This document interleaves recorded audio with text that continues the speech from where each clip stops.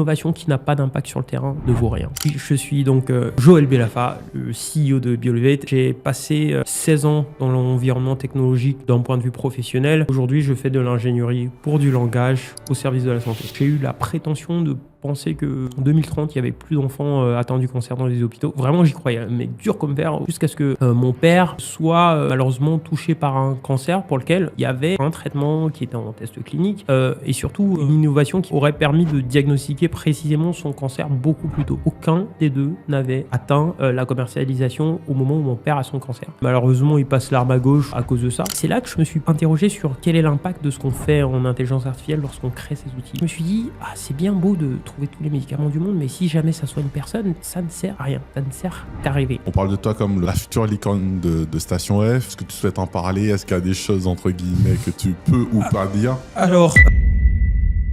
Bienvenue dans Cut the... Oh putain. Bon, on reprend. Bienvenue dans Cut the Shit, le podcast où on parle d'entrepreneuriat sans filtre et sans bullshit. Aujourd'hui, on accueille un entrepreneuriat... J'arrive... Ça fait trop longtemps, il a perdu son J'ai truc. perdu l'autre. Un entrepreneur, c'est pas un entrepreneuriat. Bienvenue dans Code des Shit, le podcast où on parle sans fil d'entrepreneuriat. Aujourd'hui, nous accueillons un entrepreneur pas comme les autres parce qu'il parle à la place du host. C'est parfait. Pour moi, on commence comme ça. On fait pas d'introduction classique. T'as pris le lead, t'as vu un trou, tu t'es engouffré pour le rugbyman que je suis, c'est parfait. Et du coup, comme Johan n'a pas pu te présenter parce que on va essayer de pas le couper au montage parce que sa langue a fourché. Ce qu'on va faire, c'est on va te demander de te présenter. Si aujourd'hui je te croise dans la rue, je suis pas un VC. Comment tu te présentes, Joël?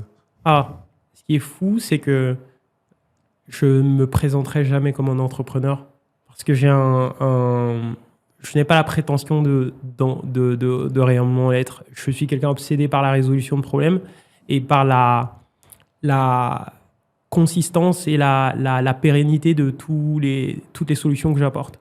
Donc, je me décrirais comme quelqu'un qui a une obsession à résoudre les problèmes jusqu'au bout en étant le plus efficace et en étant le plus ouvert d'esprit possible. Et aujourd'hui, j'ai choisi le terrain de la santé et surtout les rouages de la santé qui posent problème aujourd'hui pour exprimer mon obsession. Voilà. Okay. Très clair. La santé, c'est un enjeu crucial pour la France, dans le monde aussi, puisqu'on a des sociétés un peu vieillissantes dans le monde occidental. On a une émergence de nouvelles maladies, de cancers. Est-ce que toi, il y a quelque chose qui t'a poussé à passer à la santé? Parce qu'initialement, tu n'étais pas du tout dans la santé. Alors, initialement, je ne suis pas dans la santé, mais on va dire que... Lorsque je regarde derrière moi, il y a une prédisposition à une espèce de croisée de chemin qui m'amène à faire ce que je fais aujourd'hui. Si je devais parler de trois choses, je parlerais de mes trois parents parce que j'ai un père, une mère adoptive que je ne décris que mère adoptive que quand il faut essayer d'expliquer comment on fait un bébé avec trois personnes différentes. Mon père était un docteur en ingénierie, ma mère était professeur en lettres et ma mère adoptive est soignante. Et aujourd'hui, je fais de l'ingénierie pour du langage au service de la santé. Mais plus récemment, dans ma carrière, sur les 13 années que j'ai passées en intelligence artificielle, j'ai passé 10 ans ou presque à Dataiku où j'ai d'abord été séduit par un projet de santé qui s'appelle Medatalab en collaboration avec BioSerenity à l'époque sur des sujets d'épilepsie. Et j'avais la sensation que ce qu'on faisait allait avoir de l'impact et avoir de l'impact à grande échelle. Parce qu'on ne faisait pas du pain, on fournissait tous les outils pour faire du bon pain dans tout l'écosystème. Et j'avais l'impression que c'était la manière productive de faire accélérer la recherche sur des traitements, sur des thérapies en molécules comme en dispositifs médicaux. Et un peu plus récemment, j'ai travaillé sur un système qui servait à faire de ce qu'on appelle en anglais du drug repurposing, qui consiste à trouver des thérapies candidates supplémentaires pour un médicament qui existe déjà, pour lesquels on sait que c'est sûr, etc. Et avec les premiers résultats qu'on a obtenus avec l'équipe d'Ataiku à l'époque, j'ai eu la prétention de penser que en 2030, il y avait plus d'enfants atteints du cancer dans les hôpitaux. Vraiment, j'y croyais, mais dur comme fer au début des années 2020. Et je me disais que c'était juste un problème de recherche. Jusqu'à ce que mon père soit malheureusement touché par un cancer pour lequel il y avait un traitement qui était en test clinique et surtout une innovation qui aurait permis de diagnostiquer précisément son cancer beaucoup plus tôt. Aucun des deux n'avait atteint la commercialisation au moment où mon père a son cancer. Et non seulement, malheureusement, il passe l'arme à gauche à cause de ça, mais surtout, quelqu'un qui, comme moi, qui revient sur le pourquoi du comment et qui ne va pas simplement accepter la fatalité et se dire, OK, qu'est-ce qui s'est passé? Je me retrouve face à une situation où je me dis que peu importe l'innovation en amont, l'aval n'est pas changé. Et c'est là que je me suis interrogé sur quel est l'impact de ce qu'on fait en intelligence artificielle lorsqu'on crée ces outils. On résout quelques goulots d'étranglement, mais la vague, elle va sur le mur d'après. On est en train d'introduire énormément de traitements candidats. Sur les 10 dernières années, sans l'aide de l'IA, le nombre de traitements candidats a doublé. Par contre, la quantité de main-d'œuvre disponible pour les mettre sur le marché est restée statique, voire même a légèrement réduit. Je me suis dit, c'est bien beau de trouver tous les médicaments du monde, mais si jamais ça soigne personne, ça ne sert à rien. Ça ne sert qu'à rêver. Et l'idée derrière la mission qu'on s'est collectivement choisie, parce qu'il y a des fous qui ont cru en cette mission, c'est même pas une ambition, c'était justement de se dire que, OK, peu importe ce qui se passe, on ne resterait jamais impuissant face à ce type de challenge. On est vraiment dans cette démarche-là. Mais pour répondre à ta question, c'est vraiment ça. Le fait de se dire que, OK, on pense avoir un impact jusqu'à ce que le retour du terrain t'explique que ton impact est beaucoup plus limité que tout ce que l'écosystème de chercheurs en IA et d'observateurs et de passionnés de technologie veulent bien le faire croire. Une innovation qui n'a pas d'impact sur le terrain ne vaut rien. Totalement. C'est vrai. On a avancé, mais est-ce qu'on peut justement revenir à la base et que tu nous expliques qui tu es, comment tu es arrivé justement à devenir un expert en IA et l'IA pour la santé et devenir justement le CEO de BioElevate? Alors, je suis donc Joël Bellafa, le CEO de BioElevate. J'ai passé aujourd'hui 16 ans dans l'environnement technologique d'un point de vue professionnel. Et pour la petite histoire, je développe depuis que j'ai 12 ans, en 20 langages. Je suis curieux de tout, je connais tous les systèmes d'exploitation du monde, toutes les bases de données, j'ai testé à peu près tout, n'importe quoi. C'est une vraie maladie.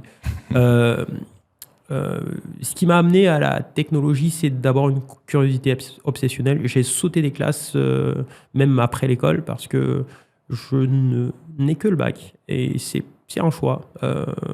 Je ne voyais pas la valeur dans le fait de voir mes parents dépenser des sommes astronomiques pour des choses que je savais déjà faire. Et surtout, j'ai eu la meilleure instruction possible. Les précédentes générations qui ont fait fonctionner des systèmes bien tout aussi complexes avec absolument rien comme outillage. Aujourd'hui, les gens pensent qu'ils savent coder. Ils ont de la mémoire et de la puissance de calcul virtuellement illimitée. Non. Là, ils sont en comfort zone, ils sont en voiture autonome. Personne ne leur a dit. Mais pour revenir à ce que je fais en tant que professionnel, c'est d'abord du design system, comme on l'appelle. C'est ce qui restera. C'est que que ce soit en faisant fonctionner des systèmes opérationnels, en écrivant du code, ou en créant des architectures distribuées qui consistent à assembler plusieurs systèmes pour créer des choses plus efficaces. J'ai un problème en face de moi, je trouve une solution technique et je m'assure toujours qu'elle a un semblant d'impact réel, parce que j'aime bien expliquer à ma mère ce que je fais dans ma vie et justifier mon empreinte carbone. Voilà. Mais tu dis ça de manière assez simple, tu dis, tu es passé de manière assez rapide dessus, tu as déjà appris à coder à 12 ans et voilà. Et après, tu n'as que le bac et tu as tout appris. Tu l'as eu à quel âge déjà, vu que tu as sauté des classes? Non, mais honnêtement, j'ai plutôt sauté des classes entre le moment où on a son bac et le moment où, par exemple, on a des responsabilités dans un groupe comme BNP Paribas, et où le moment où on a des gens sous sa responsabilité, entre le moment où on se dit tiens, j'ai suffisamment d'expérience pour donner des conseils ou orienter la génération qui suit. À l'école, j'étais un petit peu j'étais un élève particulier, je pense, parce que je suis albinos. J'ai une déficience visuelle qui, d'un point de vue arithmétique, est calculée à 1/10. C'est-à-dire que je ne vois rien sur un tableau. Donc j'écoute j'écoute que ce qui est important. Et en fait, j'ai une synesthésie un peu bizarre. C'est-à-dire que je sais imbriquer des choses dans ma tête et réassembler les choses que je ne vois pas réellement. Je pense que pour l'esprit humain, la fin justifie les moyens. Et c'était une très bonne manière pour moi d'avoir toujours cet apprentissage passif, peu importe. Quand j'écoute, j'apprends. Si vous êtes en train de faire quelque chose, j'apprends systématiquement, même si je suis en train de faire autre chose. Et ça a toujours été ça mon école, mais je n'étais pas obsédé par la scolarité. J'ai 2 parents PhD, mais j'avais des amis à l'école. J'étais dans tous les clubs. Ceux qui rappaient, j'étais là. S'il fallait faire de la musique, du heavy metal derrière un camion à la fête de la musique, j'étais batteur ou guitariste ou pianiste. Je faisais du basket, je faisais du foot. J'ai vraiment profité de ma scolarité jusqu'au moment où je ne vois pas forcément de valeur fondamentale. Je suis pas sûr que l'école, par exemple, était particulièrement adaptée à mon profil. Mais j'ai eu la chance d'être entouré par des gens qui m'ont instruit de toutes les manières possibles et imaginables. Et l'école m'a plutôt enrichi de mon cercle social. Mon cofondateur numéro 1, même si je ne les classe pas, c'est Nathan Dichen, qui est un ami de 25 ans à l'école, parrain de ma fille. Et aujourd'hui, on se retrouve à monter un super projet ensemble. C'est top, c'est top. Pour des néophytes, pour des gens qui ne sont pas du tout tech, comment on apprend à coder à 12 ans? Comment est-ce qu'on apprend à coder? Il y a une chose assez étrange. Je pense que le moment où j'ai commencé, il se passait quelque chose d'assez unique dans l'écosystème français. Il y a eu l'avènement des CDI avec des ordinateurs, okay, et avec les premières connexions Internet.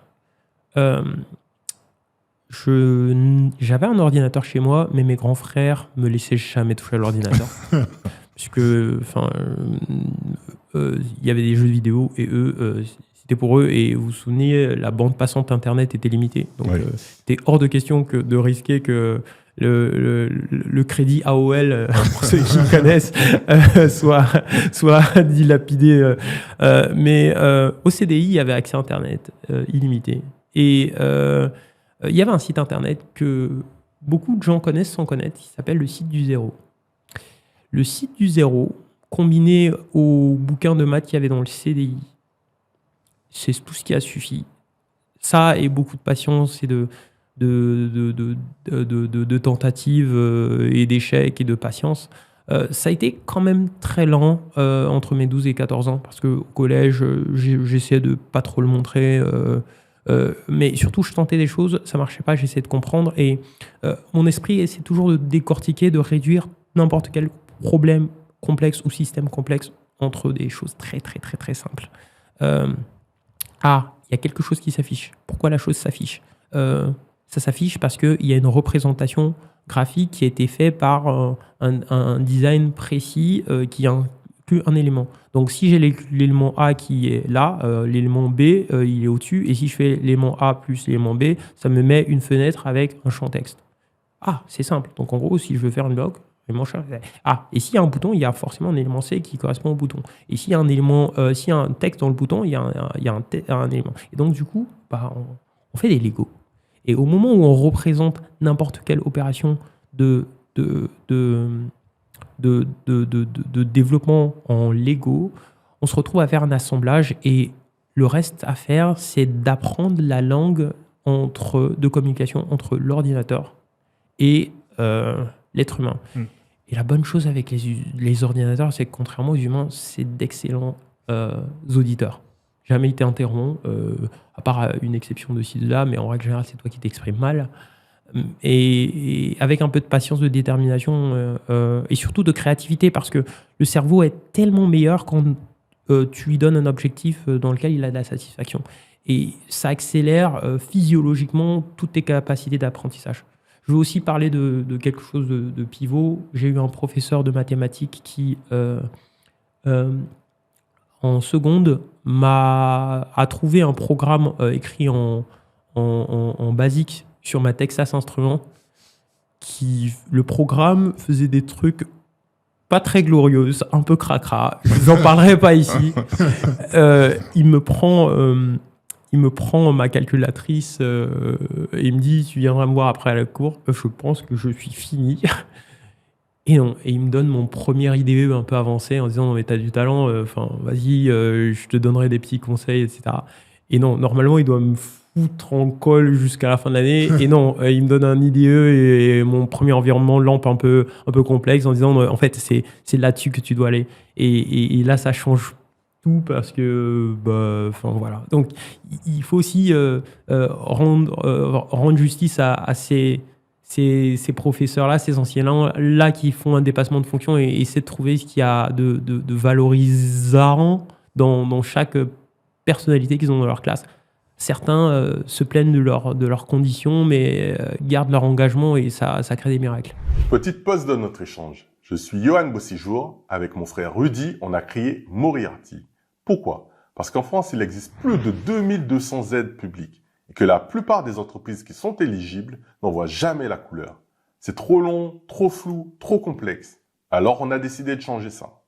Moriarty, c'est une plateforme qui vous dit « Voici ce à quoi vous avez droit, voici comment l'obtenir, on s'occupe du reste. Vous, vous avancez. Nous, on vous aide à financer ce que vous construisez. » TheMoriarty.fr, le lien est en description. Et maintenant, retour à la conversation.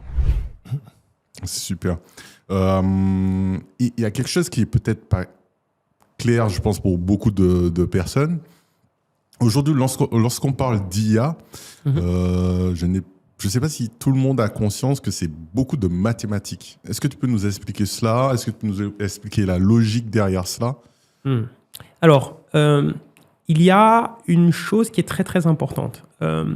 L'intelligence artificielle peut représenter beaucoup de caractéristiques. Pourquoi ? L'intelligence la plus proche, la plus intelligible pour nous, c'est l'intelligence d'un être humain ou d'un animal. Ça peut représenter beaucoup de choses. Et il y a un problème avec l'être humain, c'est que on est extrêmement nul à savoir en quoi on est spécial. Les êtres humains ne réalisent pas qu'on a une intelligence très très spécialisée. Okay, le gros de l'intelligence humaine vise à prédire continuellement tout ce qui se passe autour de nous. C'est d'ailleurs pour ça que quand on a nos bonnes habitudes, on est un peu passif, tout va bien. Et il y a un truc auquel on ne s'attend pas et tout de suite ça nous coûte de l'énergie. Parce que notre intelligence n'est pas prête pour ça. Et donc l'intelligence humaine,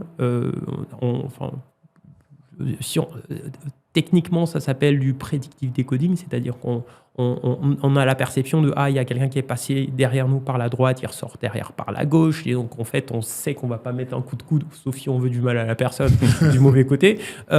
C'est vraiment cette prédiction continue qu'on fait.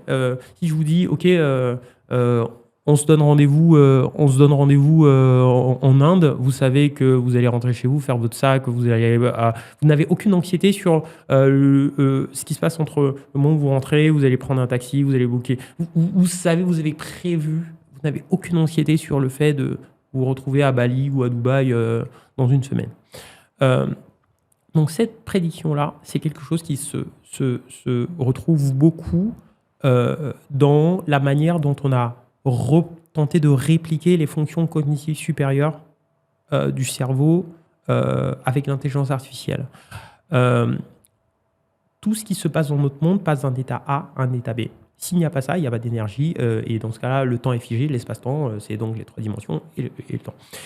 L'intelligence artificielle représente toute l'expression d'une fonction cognitive entre un état A, un état A et un état B. Peu importe le sens de l'histoire. Si je veux prédire un élément, je prédis le futur. Si je veux comprendre un élément, je reconstitue le passé. Et partant de là, il y a beaucoup de choses. Reconnaître un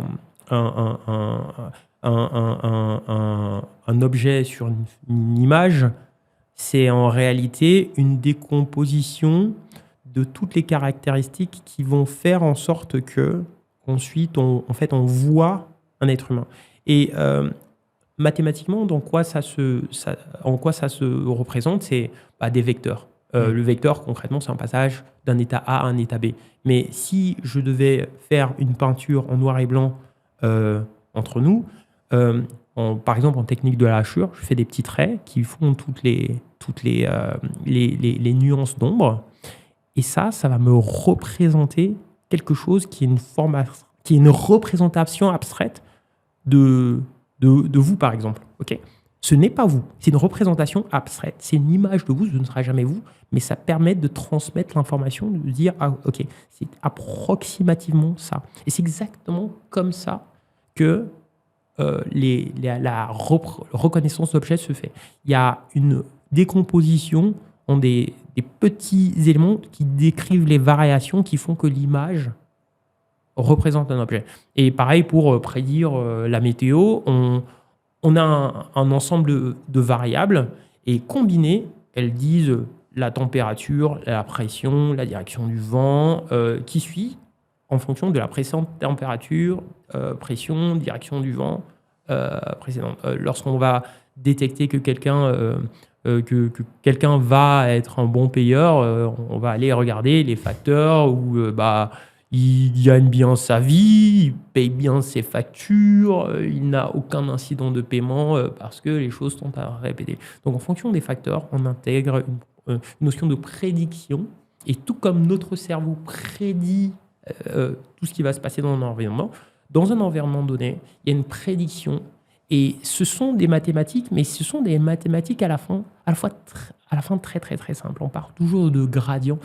Finalement, les meilleures intelligences artificielles aujourd'hui sont optimisées sur la variation de tout ce qui se passe dans un espace donné pour passer d'un état A à un état B par rapport à un certain nombre de variables. C'est ni plus ni moins que ça, l'intégralité de l'intelligence artificielle. Et c'est pas des maths, c'est pas forcément des maths extraordinaires en fait, d'ailleurs. En sous-jacent de ce que tu disais, il y avait 2 choses sur lesquelles tu as parlé un peu, tu les as touchées, mais tu n'as pas donné de détails. Il y a déjà la notion de données, puisque pour reconnaître, il faut avoir vu une première fois peut-être.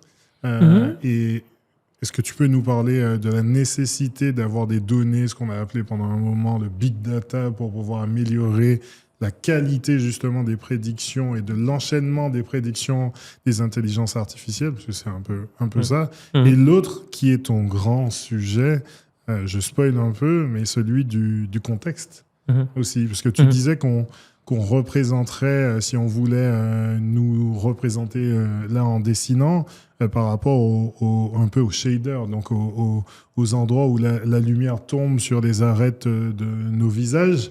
S'il n'y a plus de lumière, comment on nous représente? Exactement. C'est un grand sujet, la quantité de données. Pourquoi? Parce que il se passe que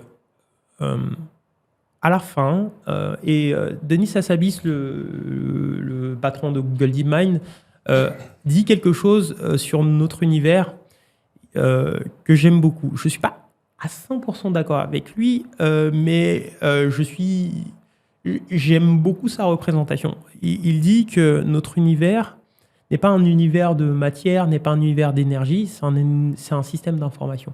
Il préfère le penser en système d'information. Pourquoi? Nous sommes des êtres pensants et on a l'impression qu'on voit l'univers, qu'on voit l'extérieur, qu'on interagit. J'entends beaucoup des gens dire real world model, des modèles en fait conçus pour le monde réel, etc. Et il y a quelque chose d'assez drôle derrière cette affirmation parce que on a une représentation du monde réel. Nous-mêmes, en tant qu'entité vivante, on ne voit pas le monde réel. Imaginez qu'on soit tous daltoniens. Est-ce qu'on aurait une quelconque notion des couleurs? Non, mais est-ce que ça nous poserait problème? Non, parce qu'on a cette empathie et cet accord qu'est le langage de communication qu'on aurait adopté, où on se représente bien tout ce dont on parle. Il se trouve peut-être qu'il y a énormément de variables supplémentaires au-delà des couleurs, au-delà de la température, qui se passent autour de nous, qu'on ne voit et qu'on ne ressent absolument pas. Donc on a toujours une représentation à partir de quoi? À partir de données que le cerveau a captées tout au long de notre vie.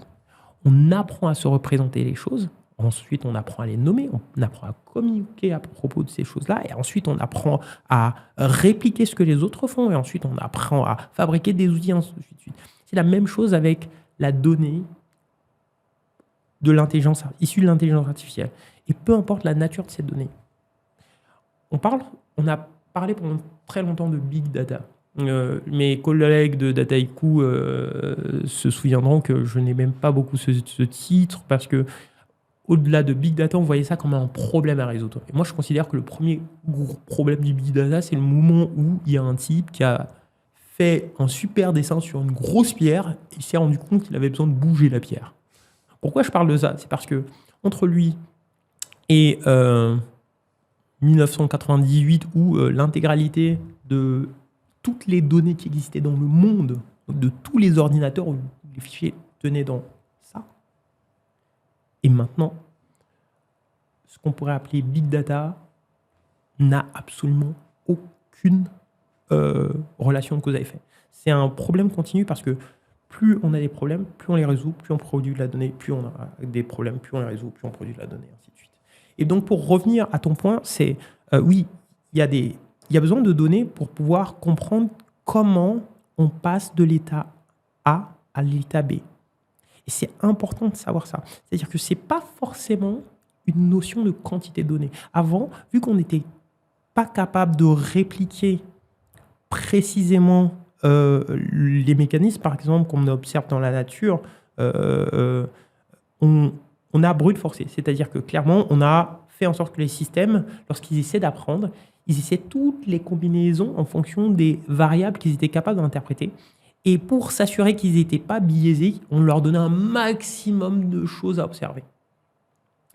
Et on peut argumenter sur ce qui est une grosse donnée, une petite donnée, mais pour que vous compreniez à quel point, parfois, pour les problèmes les plus formidables, on n'a pas besoin de beaucoup de données. J'ai cité Denis Hassabis. Le sujet pour lequel il a eu son prix Nobel, c'est la manière dont les protéines se comportent sous en fait fold. Enfin voilà, se compriment, se transforment, changent de forme en fonction de certaines caractéristiques et surtout entre elles pour créer des interactions. Parce que c'est vraiment l'un des mécanismes les plus critiques de la vie. Ce qu'il faut savoir, c'est que pour la majorité, et les gens ne se rendent pas compte, au début, qu'est-ce qu'on pensait ? On pensait que tout ce qui s'est formé là, c'était du hasard. C'est-à-dire que y avait des choses qui étaient au hasard, au bout d'un moment, ça fait la première protéine, et après, ça fait la deuxième protéine, et après, il y a eu un hasard, c'est un accident, et après, ça fait la troisième. Ce n'est pas possible. Pourquoi ? Parce que pour la quasi-totalité des protéines qui existent, s'il fallait arriver à en produire ne serait-ce qu'une, il faudrait plus de quantité de matière que l'univers connu n'en contient. Juste pour trouver sa forme. Ça veut dire que c'est absolument impossible que l'évolution qui se soit passée soit uniquement du hasard. Donc en fait, et c'est là que ça devient brillant, il y a une pattern. Et comment est-ce qu'on est arrivé à ce niveau-là ? Denis Hassabis, c'est quelqu'un du monde du jeu vidéo.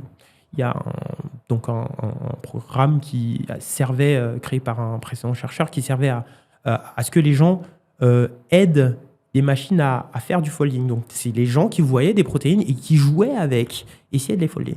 Et ils se sont très vite rendus compte que lorsque les personnes en fait, faisaient des approximations pour arriver à folder, eux, ils y arrivaient bien mieux que les tentatives de brute force précédentes. Parce que, voilà. Et lui, il a fait juste jouer l'intelligence artificielle. Donc, attention, on a besoin que la donnée soit produite, mais peu importe la manière dont la donnée est produite. Si on arrive à contextualiser la production de la donnée et que, quelquefois, pour certains problèmes, le modèle lui-même crée la donnée et on comprenne les mécanismes d'influence qui créent cette donnée, c'est peut-être plus efficace qu'un modèle qui a à apprendre sur une très très large quantité de données. C'est comme un élève à qui on demande d'apprendre l'intégralité de l'encyclopédie et un élève qui apprend tout seul à faire un avion. Et je finis là-dessus parce que on pourrait en parler pendant 300 ans, mais c'est pour ça que c'est important de jouer. C'est pour ça que les enfants apprennent tellement vite quand ils jouent. Ils font par approximation plein de choses, mais ils se mettent à acquérir de la dextérité et de la maîtrise. Pourquoi ? Parce qu'ils ont les ingrédients du succès de ce qu'ils font. Ils ont les ingrédients du passage de l'état A à l'état B parce qu'ils les ont reconstitués. Ok, c'est clair. Comment tu fais, justement, sans faire l'entièreté de ton CV, mais il y a une société qui revient assez souvent et on sent que ça a été clé aussi dans ton expérience, c'est Dataiku. Mm-hmm. Je crois que tu prononces un peu différemment, mais voilà.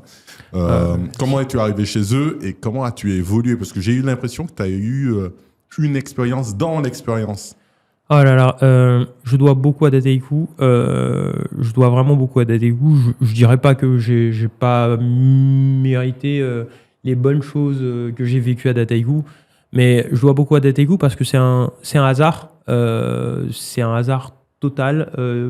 Je connaissais la société, je collaborais en fait indirectement avec eux sur un projet au sein du Crédit Agricole en tant que prestataire d'ailleurs. Et en fait, je préparais une création d'une société où, en fait, en machine translate, j'avais déjà un investisseur qui était une business angel et ma première cliente en fait en traduction réglementaire. Donc, c'est là-dessus que j'avais commencé à avoir un peu d'affinité sur du machine learning. J'ai aussi fait les cours du MIT Open Courses, qui est un très très bon point de départ.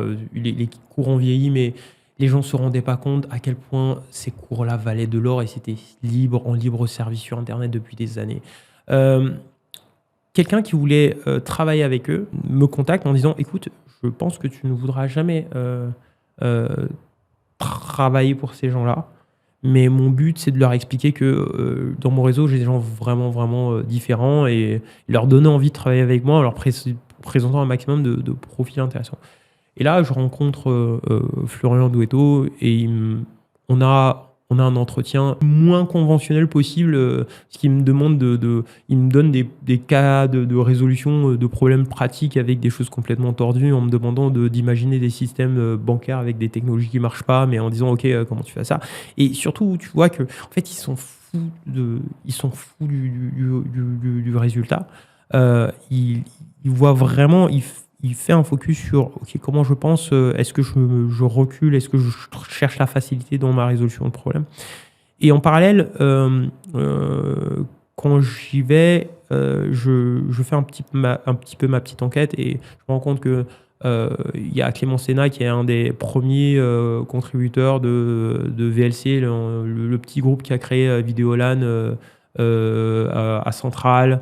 Donc je le suivais de près de loin. Je me rends compte qu'il y a Patrice Bertin, cofondateur d'Exalid, dont Clément et Florian sont issus, et qui est vraiment une perle en termes de technologie française, parce qu'avant, la technologie était dominée par le search, et clairement, ils avaient une des meilleures technologies dans l'espace, ça avait résolu beaucoup de problèmes, et j'avais déjà décortiqué la technologie avant. Et je vois ces gens-là dans un petit bureau à Paris perdu, on s'assoit par terre parce qu'il n'y a pas assez de place, et je me dis, ça va cartonner. Et je mets tout de côté. Et j'ai aussi mon expérience de plein de projets en bancaire en me disant, OK, ce qu'ils essaient de faire, si je l'avais eu quelques années avant, un projet sur lequel j'ai bossé, le projet Sirif, pour nettoyer l'après Jérôme Kerviel Société Générale, si j'avais eu la technologie sur laquelle ils bossent, ce projet de 6 mois aurait duré 2 jours et encore, on aurait été à la main gauche en train de jouer à la console avec l'autre main, quoi.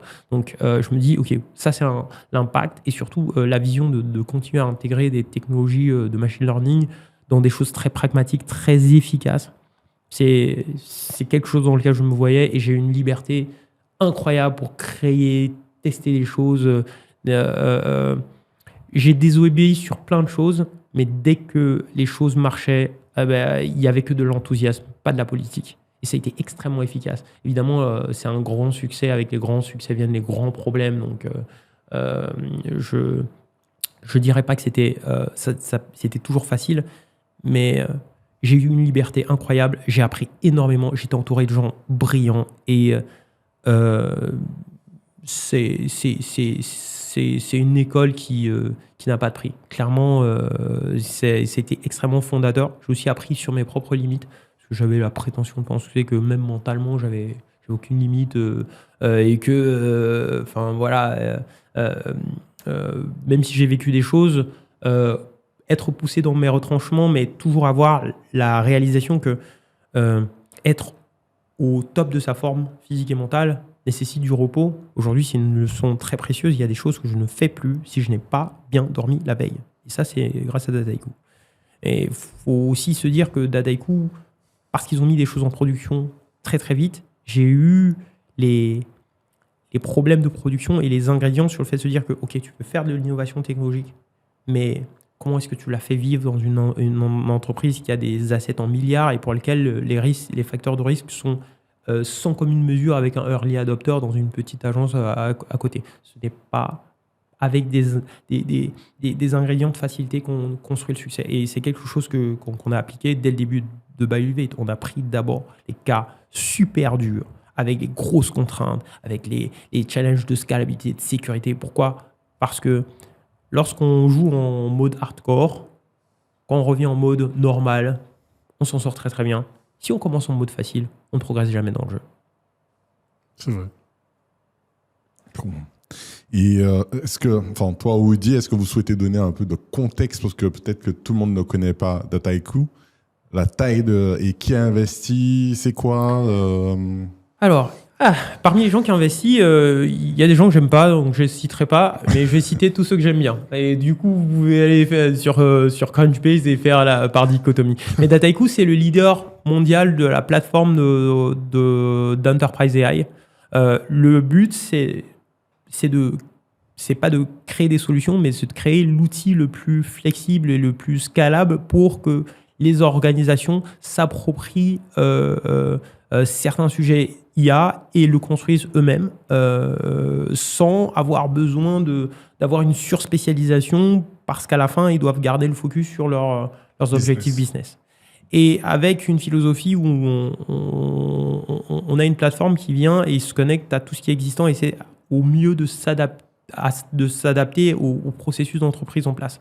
Alors, c'est c'est des cas d'usage où il y a beaucoup d'analyse, beaucoup de data scientists, parce que là, il y a un aspect de construction de workflow qui est assez génial, avec beaucoup d'outils qui sont prêts à l'emploi et assez flexibles. Et encore une fois, dans cette idée de Lego, on réassemble la machine qu'on a envie de faire fonctionner. Et avec la capacité à écrire du code et étendre des capacités de la plateforme soi-même et en faire des plugins que d'autres peuvent réutiliser. Vraiment une philosophie de factory, enterprise AI, et qui sert aussi beaucoup à la veille des clients. Parce que quand Dataiku intègre un nouveau connecteur, c'est que c'est production ready. Si Dataiku n'intègre pas un projet open source ou un connecteur, une base, c'est que c'est pas sec et que c'est pas un truc état de l'art. Il y a beaucoup de clients Dataiku qui se servent de la plateforme, mais aussi de la R&D qui amène à la plateforme et qui sert beaucoup à leur gouvernance. Voilà. Et pour petit contexte, du coup, sur ce que tu disais, s'adapter, ça s'adapte à des business assez complexes en termes de réglementation. Tu l'as dit, comme le bancaire. Oui. Moi, l'associé à direction financière de la Société Générale, dans un département où il y avait des contrôleurs financiers et des data scientists, dont je faisais partie, on a utilisé Dataiku, on utilisait un autre logiciel qui s'appelait Alteryx, qui ressemble un peu plus à du Make ou autre. Et c'est vrai que l'intégration et l'implémentation de nouvelles technologies était, le rythme était assez fou. Et c'était même trop complexe pour certaines personnes du département à utiliser. Mais ouais, la plateforme est incroyable. Et ce qui est drôle, c'est qu'à Dataiku, j'ai les deux extrêmes. Il y a des choses dont je ne peux pas parler ici, mais qui ont sauvé beaucoup de vies de Français indirectement. Je peux parler de certains trucs qui ont été déclassifiés. Typiquement, Dataiku a été la plateforme au centre de l'identification de tous les financements de Daesh qui partaient de France et d'Europe. Tracfin a communiqué dessus. J'étais la personne qui faisait les allers-retours et qui travaillait le plus sur ces sujets-là. Mais au-delà de ça, il y a des cas d'usage avec General Electric qui fabrique des moteurs d'avion, avec Safran aussi, c'est marrant. BNP Paribas, je ne sais pas ce qui est public ou pas, mais concrètement, c'est au même niveau de ce que tu as raconté en termes de criticité, mais aussi des Morgan Stanley, il y a des retailers, il y a Itch qui s'en servait pour optimiser un truc très très drôle. Je suis d'origine camerounaise et un jour, j'apprends que la plateforme que j'ai aidé Itch à déployer, en fait, sert à distribuer des perruques à Douala. Et là, je me dis, non mais, ok, on a fini le jeu avec cette idée de plateforme, c'est-à-dire que c'est tellement intéressant de voir ce que les gens construisent avec Dataiku. Les gens ne se rendent pas compte, mais le potentiel technologique de Dataiku me fait dire que lorsqu'on a commencé à réaliser ce qu'était le paradigme des agents IA ou du paradigme agentique, Dataiku avait 90% des recettes du succès et de l'implémentation de ces projets depuis 2017. C'était de l'orchestration évolutive qui utilisait des modèles de réseau de neurones et qui, à l'échelle, était capable de piloter beaucoup de processus de systèmes d'information complexes. Et c'est à ça que ressemblera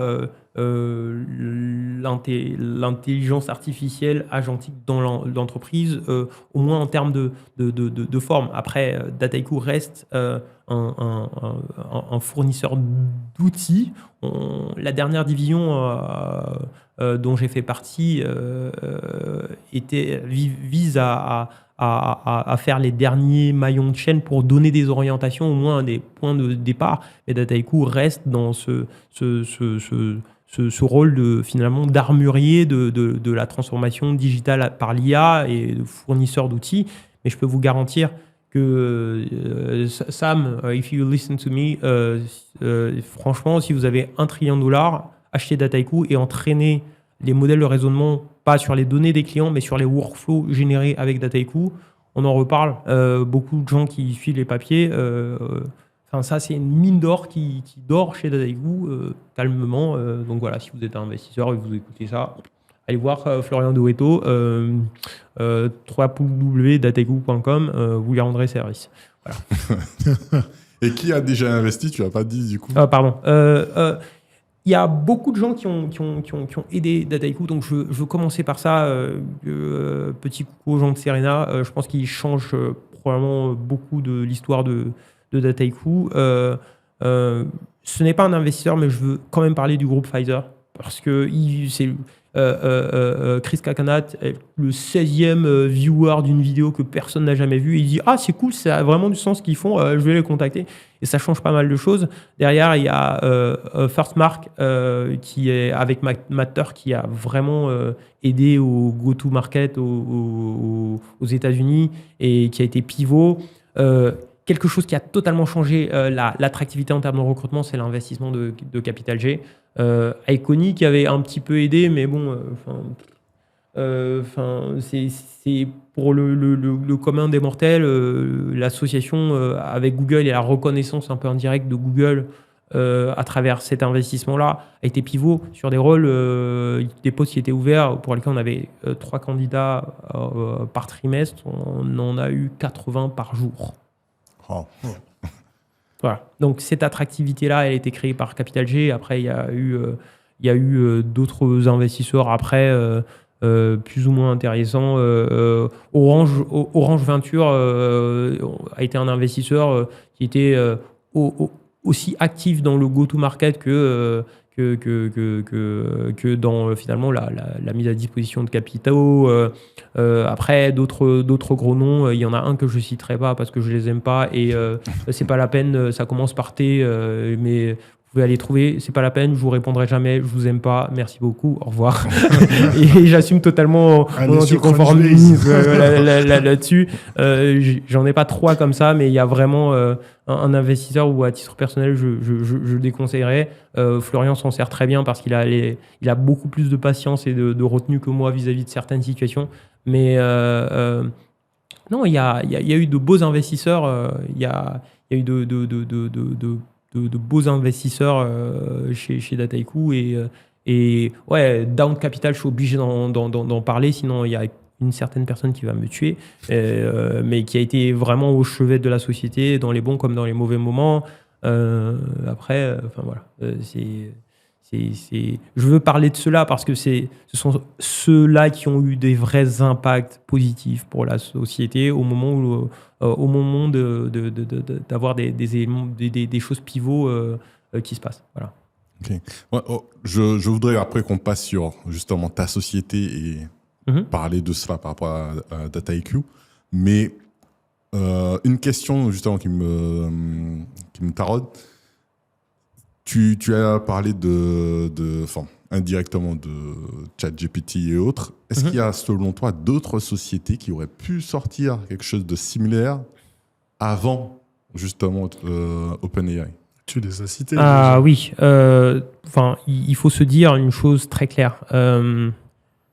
Les transformers, c'est une technologie d'ailleurs que j'ai surveillée assez vite pour la petite histoire. Avant Dataiku, je voulais faire de la traduction, etc. Et les transformers, c'était la première architecture de réseau de neurones assez paralysable qui, notamment, a beaucoup aidé au passage d'une langue à une autre sans faire du mot à mot, par exemple des expressions idiomatiques traduites de manière fluide. Il y a quand même beaucoup d'innovations à gauche à droite. Mais par contre, les gens qui ont fait fonctionner les premiers transformers et qui ont créé, c'est Google, clairement. Et Google avait dans sa caverne d'Alibaba des trucs qui commençaient à grossir et qui étaient quand même pas dégueulasses. Ils auraient pu un peu pousser le vice pour 2 raisons. Premièrement, le calcul scientifique a été changé inéluctablement par NVIDIA. Mais Google avait déjà assez rapidement les architectures TPU créées par Jonathan Ross, qui est maintenant le fondateur de Grok, avec ses LPU qui, en termes d'inférence, voilà, ça dépote quand même. Donc, ils avaient l'architecture, ils avaient craqué des problèmes très très durs en interne. Ils avaient une caverne d'Alibaba qu'ils ont partiellement, voire même complètement pour certains sujets, partagée. Et clairement, ils avaient de l'avance technologique sur OpenAI à des moments que beaucoup n'imaginent pas. Je pense que les early d'OpenAI devaient plus ou moins le savoir. L'intuition de Sam de pousser dans ses retranchements le niveau de scalabilité de ces choses-là et d'en faire une priorité et de créer ce qu'OpenAI a aujourd'hui est admirable. Mais Google aurait pu sortir un transformer à grande échelle bien avant OpenAI. Ils en avaient les compétences, ils savaient quel était le potentiel. C'est pas un accident, je pense qu'ils ont... si vous voulez, enfin, la manière dont je le perçois, c'était de se dire et ça vaut pour pas mal d'autres innovations. À un moment ou à un autre, il faut se souvenir du contexte géopolitique où Google se prenait quand même un peu tous les procès de la Terre en disant que c'était toujours eux qui cristallisaient toute la domination de la sphère digitale américaine. Et je sais pas, je pense qu'ils se sont dit, bon, écoutez, on va revenir à une entreprise un peu plus classique, un peu plus pragmatique. Il y a aussi eu pas mal de changements de philosophie. Je pense qu'ils n'étaient pas prêts à être la prochaine boîte qui ouvre encore une boîte de Pandore. Okay. Voilà. Selon toi, ce n'est pas parce que ça aurait pu, entre guillemets, tuer le search que non, ce n'est pas... Non, parce que justement, en fait, l'endroit où il y a eu quand même des mises en production à l'échelle de la technologie, c'était... Bon, il y a Google Translate, bien sûr, mais c'était Google Search. Il y a un élément qui est très, très important de la technologie des transformers, c'est qu'il y a une partie qui convertit, par exemple, du texte en vecteur, et il y a une partie qui convertit ces vecteurs-là en du texte. Et en fonction de la manière dont on entraîne le modèle à compléter des séquences, on obtient un certain type de résultat qu'on le veuille ou pas. Il y a la partie il y a une grosse partie de recherche dans un espace vectoriel qui est très très efficace pour notamment résoudre des problèmes tels que de la recherche sémantique. C'est-à-dire que ce n'est pas littéralement le mot, mais c'est quelque chose qui a un sens en direction de quelque chose pour aller trouver des résultats très pertinents. Et c'est une technologie qui est au cœur de l'efficacité du moteur de recherche de Google dans les années 2010. Donc, ils avaient un déploiement à l'échelle et au contraire. D'ailleurs, en ce moment, on fait de OpenAI, on fait du ChatGPT, mais il y a les fonctions search de web.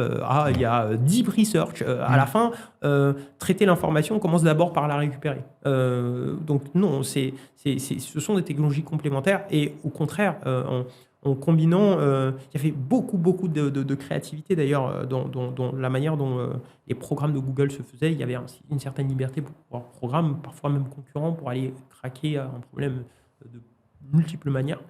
Ils avaient les capacités de réinventer le produit, de le faire évoluer. Ils savaient faire des chatbots. Le paradigme du chatbot était connu depuis très très longtemps. Hugging Face, c'est d'abord une boîte de chatbot pour les adolescents, pour ceux qui ne savent pas. Donc ce paradigme et cet intérêt futur au chatbot avec de l'intelligence artificielle associée, c'est un paradigme qui était connu et Google avait toutes les pièces pour faire un produit commercialement viable sans menacer le service search. Okay. Et la création justement de ta société, si j'ai bien compris, les prémices ont commencé au sein de Dataiku ou Oui, c'est exactement ça. C'est-à-dire que, encore une fois, comme je le dis, je ne prétends pas forcément être un entrepreneur de compte. Je n'avais pas cette obsession de créer une société parce que, je l'avais déjà fait d'ailleurs pour des choses moins sérieuses, mais voilà, je ne voyais pas ça comme un passage obligé pour la suite de ma carrière, quoi que ce soit. Je voulais encore une fois résoudre des problèmes et avoir l'opportunité d'en résoudre, résoudre des problèmes qui ont de l'impact. Donc je suis d'abord allé chercher de l'impact et au moment où je commence à travailler sur le prototype qui va amener à la première version de BioElevate, je me fais entourer par des gens, des amis en dehors de Dataiku, mais aussi par deux collègues, notamment Antoine de Villieu-de-Torcy et Anna Saroussi, qui font partie des fondateurs de la société. Au début, en toute transparence, mon objectif, c'est de créer une toute autre division complètement séparée de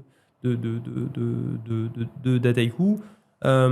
J'ai une première tentative avec des espèces d'embryons, ou plutôt ce qui aujourd'hui sont des modules de BioElevate qui ont bien évolué parce que j'ai des paradigmes qui ont changé, j'ai maturé sur certaines choses. Mais surtout, j'ai pas mal de projets que j'ai démarré à Dataiku qui sont devenus autre chose, tout aussi utiles, mais qui ont perdu leur focus d'origine. Et ça a quand même créé de la frustration. Lorsque j'ai été confronté à une compréhension de ce qui se passait, notamment sur le processus de mise sur le marché de médicaments et le potentiel de régler ça à l'échelle avec une nouvelle famille de technologies, je commence quand même par faire le prototype et le montrer à Florian Douetto. Donc c'est important de dire que même si j'avais déjà la conviction de me dire qu'il fallait que ce soit autre chose, même si c'est une spin-off ou quoi que ce soit de la société, c'est quelque chose, je me souviens, c'était un samedi, il regarde, il me dit, bon, je veux bien regarder, etc. Et clairement, il me dit, bon, ça vaut la peine de créer une boîte pour ça. C'est quand même une philosophie, je ne sais pas ce qui se passera dans le futur, mais aujourd'hui, il faut se dire que si Florian Douetto m'avait dit non, mais je pense que c'est une très très mauvaise idée, c'est nul, peut-être que je ne l'aurais pas fait. Je pense que j'ai eu de la personnalité, mais qui dit peut-être que j'aurais perdu 2 ans ou peut-être que... je ne sais pas ce qui se serait passé. Ce qui est sûr, c'est que là, il fallait finir le travail, il fallait aller au bout. Juste faire un prototype ou un outil ne suffisait pas, il fallait régler le problème. Et là, on parlait d'un problème à 100 milliards de dollars à l'époque, juste sur la couche mise sur le marché des médicaments. Et j'avais aussi en complément des intuitions et plutôt une manière d'utiliser différemment les modèles de raisonnement pour aller même faire de la découverte de médicaments. Et en assemblant ces 2 paradigmes, le problème était trop gros pour que ce soit un side project chez Dataiku et il fallait un peu respecter ce projet-là. Voilà. Ok. Et du coup, aujourd'hui, que fait Dataiku ? Qu'est-ce que vous vendez ? C'est quoi vos verticales ? Que fait BioElevate ? Je me suis trompé, pardon. Non, la langue a fourché. Moi, ça m'arrive tout le temps. En plus, tout à l'heure, tu as dit « on » chez Dataiku. Oui, parce que c'est ancré. C'est ancré et je pense que j'aurais une éternelle appartenance à cette société. J'ai 800 amis là-bas qui sont passés par là. Je connais ces gens mieux que ma famille. En toute transparence, j'ai passé trop de temps de qualité avec ces gens pour m'en dissocier aussi naturellement. Mais pour revenir à ta question, BioElevate est focus sur une mission, accélérer l'innovation en santé. Et quand on parle d'accélérer l'innovation en santé, c'est sur tous les éléments critiques. Pourquoi ? Parce qu'encore une fois, si on accélère un élément en amont, l'aval, il faudra régler. Il faut se dire que c'est un processus de 15 ans avec des choses qui ont du sens, des choses qui en ont moins, avec des problèmes insolubles pour un être humain normalement constitué. Et on a décidé de complètement changer le paradigme en disant... au lieu de laisser ces gens se battre avec leurs problèmes et faire des choses qui n'ont que très peu de valeur par rapport au temps et à l'argent investi dans leur PhD, on va changer la représentation de toutes les données qu'ils font et leur mettre au-dessus, dans une plateforme, les outils spécialisés et les modèles spécialisés pour automatiser l'intégralité de ce qui n'a pas de valeur et aussi arriver à faire en sorte que l'intelligence artificielle prenne en charge les aspects les plus éreintants de chaque étape. Mais en partageant les connaissances, et en partageant la visibilité sur chaque étape et en facilitant la transcription entre l'état 1 et l'état 2, on arrive à fluidifier les processus, en plus de les accélérer. Et là, on commence à avoir de l'impact, tant sur la partie de découverte de nouveaux médicaments et surtout sur la notion de mise sur le marché des médicaments, sur la surveillance sanitaire de ces médicaments. Plus tard, le pilotage des parcours patients pour administrer ces médicaments et tout l'informationnel qui est appris là, le mettre à disposition finalement de l'information médicale générale et la connaissance scientifique à plus grande échelle. En temps normal, ça prend combien de temps justement pour chercher les molécules, tester les molécules, mettre sur le marché ça prend combien de temps? Et avec justement ta société, qu'est-ce que vous arrivez à faire gagner comme temps? Alors c'est une très bonne question. Je vais essayer de simplifier. Il faut savoir qu'il y a plein de versions de ça parce qu'on pense beaucoup aux médicaments, mais après il y a les dispositifs médicaux, il y a des kits de diagnostic, il y a plein de choses qui tournent autour et qui ont leurs propres règles. Et je n'ai même pas parlé du contexte international. Oui. Okay. Mais le point de départ, c'est des gens malades. Okay. Donc, lorsqu'on part des données de gens malades, il faut isoler les cibles thérapeutiques. Donc, en gros, l'endroit où il faut aller cibler pour qu'un médicament soigne les gens. Donc, en gros, voilà, la serrure, où se trouve la serrure, où se trouve la porte, quelle forme a la serrure. Ça, c'est en moyenne sur les projets les plus représentatifs, 5 ans de travail en partant des données brutes. Pourquoi ? Parce qu'il faut une interprétation qui part des gènes, parce qu'on va avoir un certain nombre de cellules, on va aller voir tous les gènes qui s'expriment, et on va essayer, et donc, je ne sais pas, il y en a 2000, et il y a des gens qui ont beaucoup d'expérience, et ils vont prendre une centaine de gènes, et ils vont essayer de savoir, parce qu'ils savent à peu près dans quelle zone ça se passe. Et ils vont essayer de reconstituer en faisant de la recherche par-ci, par-là, pour chaque gène. Si il a une influence, ils vont de ce pas-là créer ce qu'ils appellent des voies. Donc en fait, ce qui représente à peu près des chemins, des séquences de relations cause à effet avec ces gènes d'importance-là, qui conduiraient éventuellement à ce qui est observé dans la maladie. Ces 5 ans-là, on l'a fait sur plusieurs pathologies. On a un modèle et une technologie pour ça. On a passé ce processus de 5 ans à 2 heures max. Oh.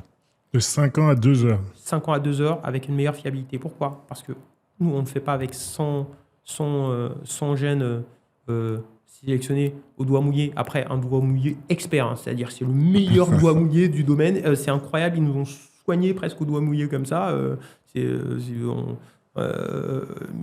Avec beaucoup de talent et d'expérience. Non, nous, on résout le problème non polynomial de se dire d'évaluer toutes les possibilités d'aller automatiquement paralléliser l'interprétation des données qu'il y a donc dans ces cellules de protéines on appelle ça de la transcriptomie, donc l'ARN messager, l'expression de nos gènes dans des cellules qui sont malades, l'interprétation de chaque élément et avoir en parallèle des agents qui essaient de reconstituer le Rubik's Cube de chaque et aller isoler le truc, dire ok, c'est ça.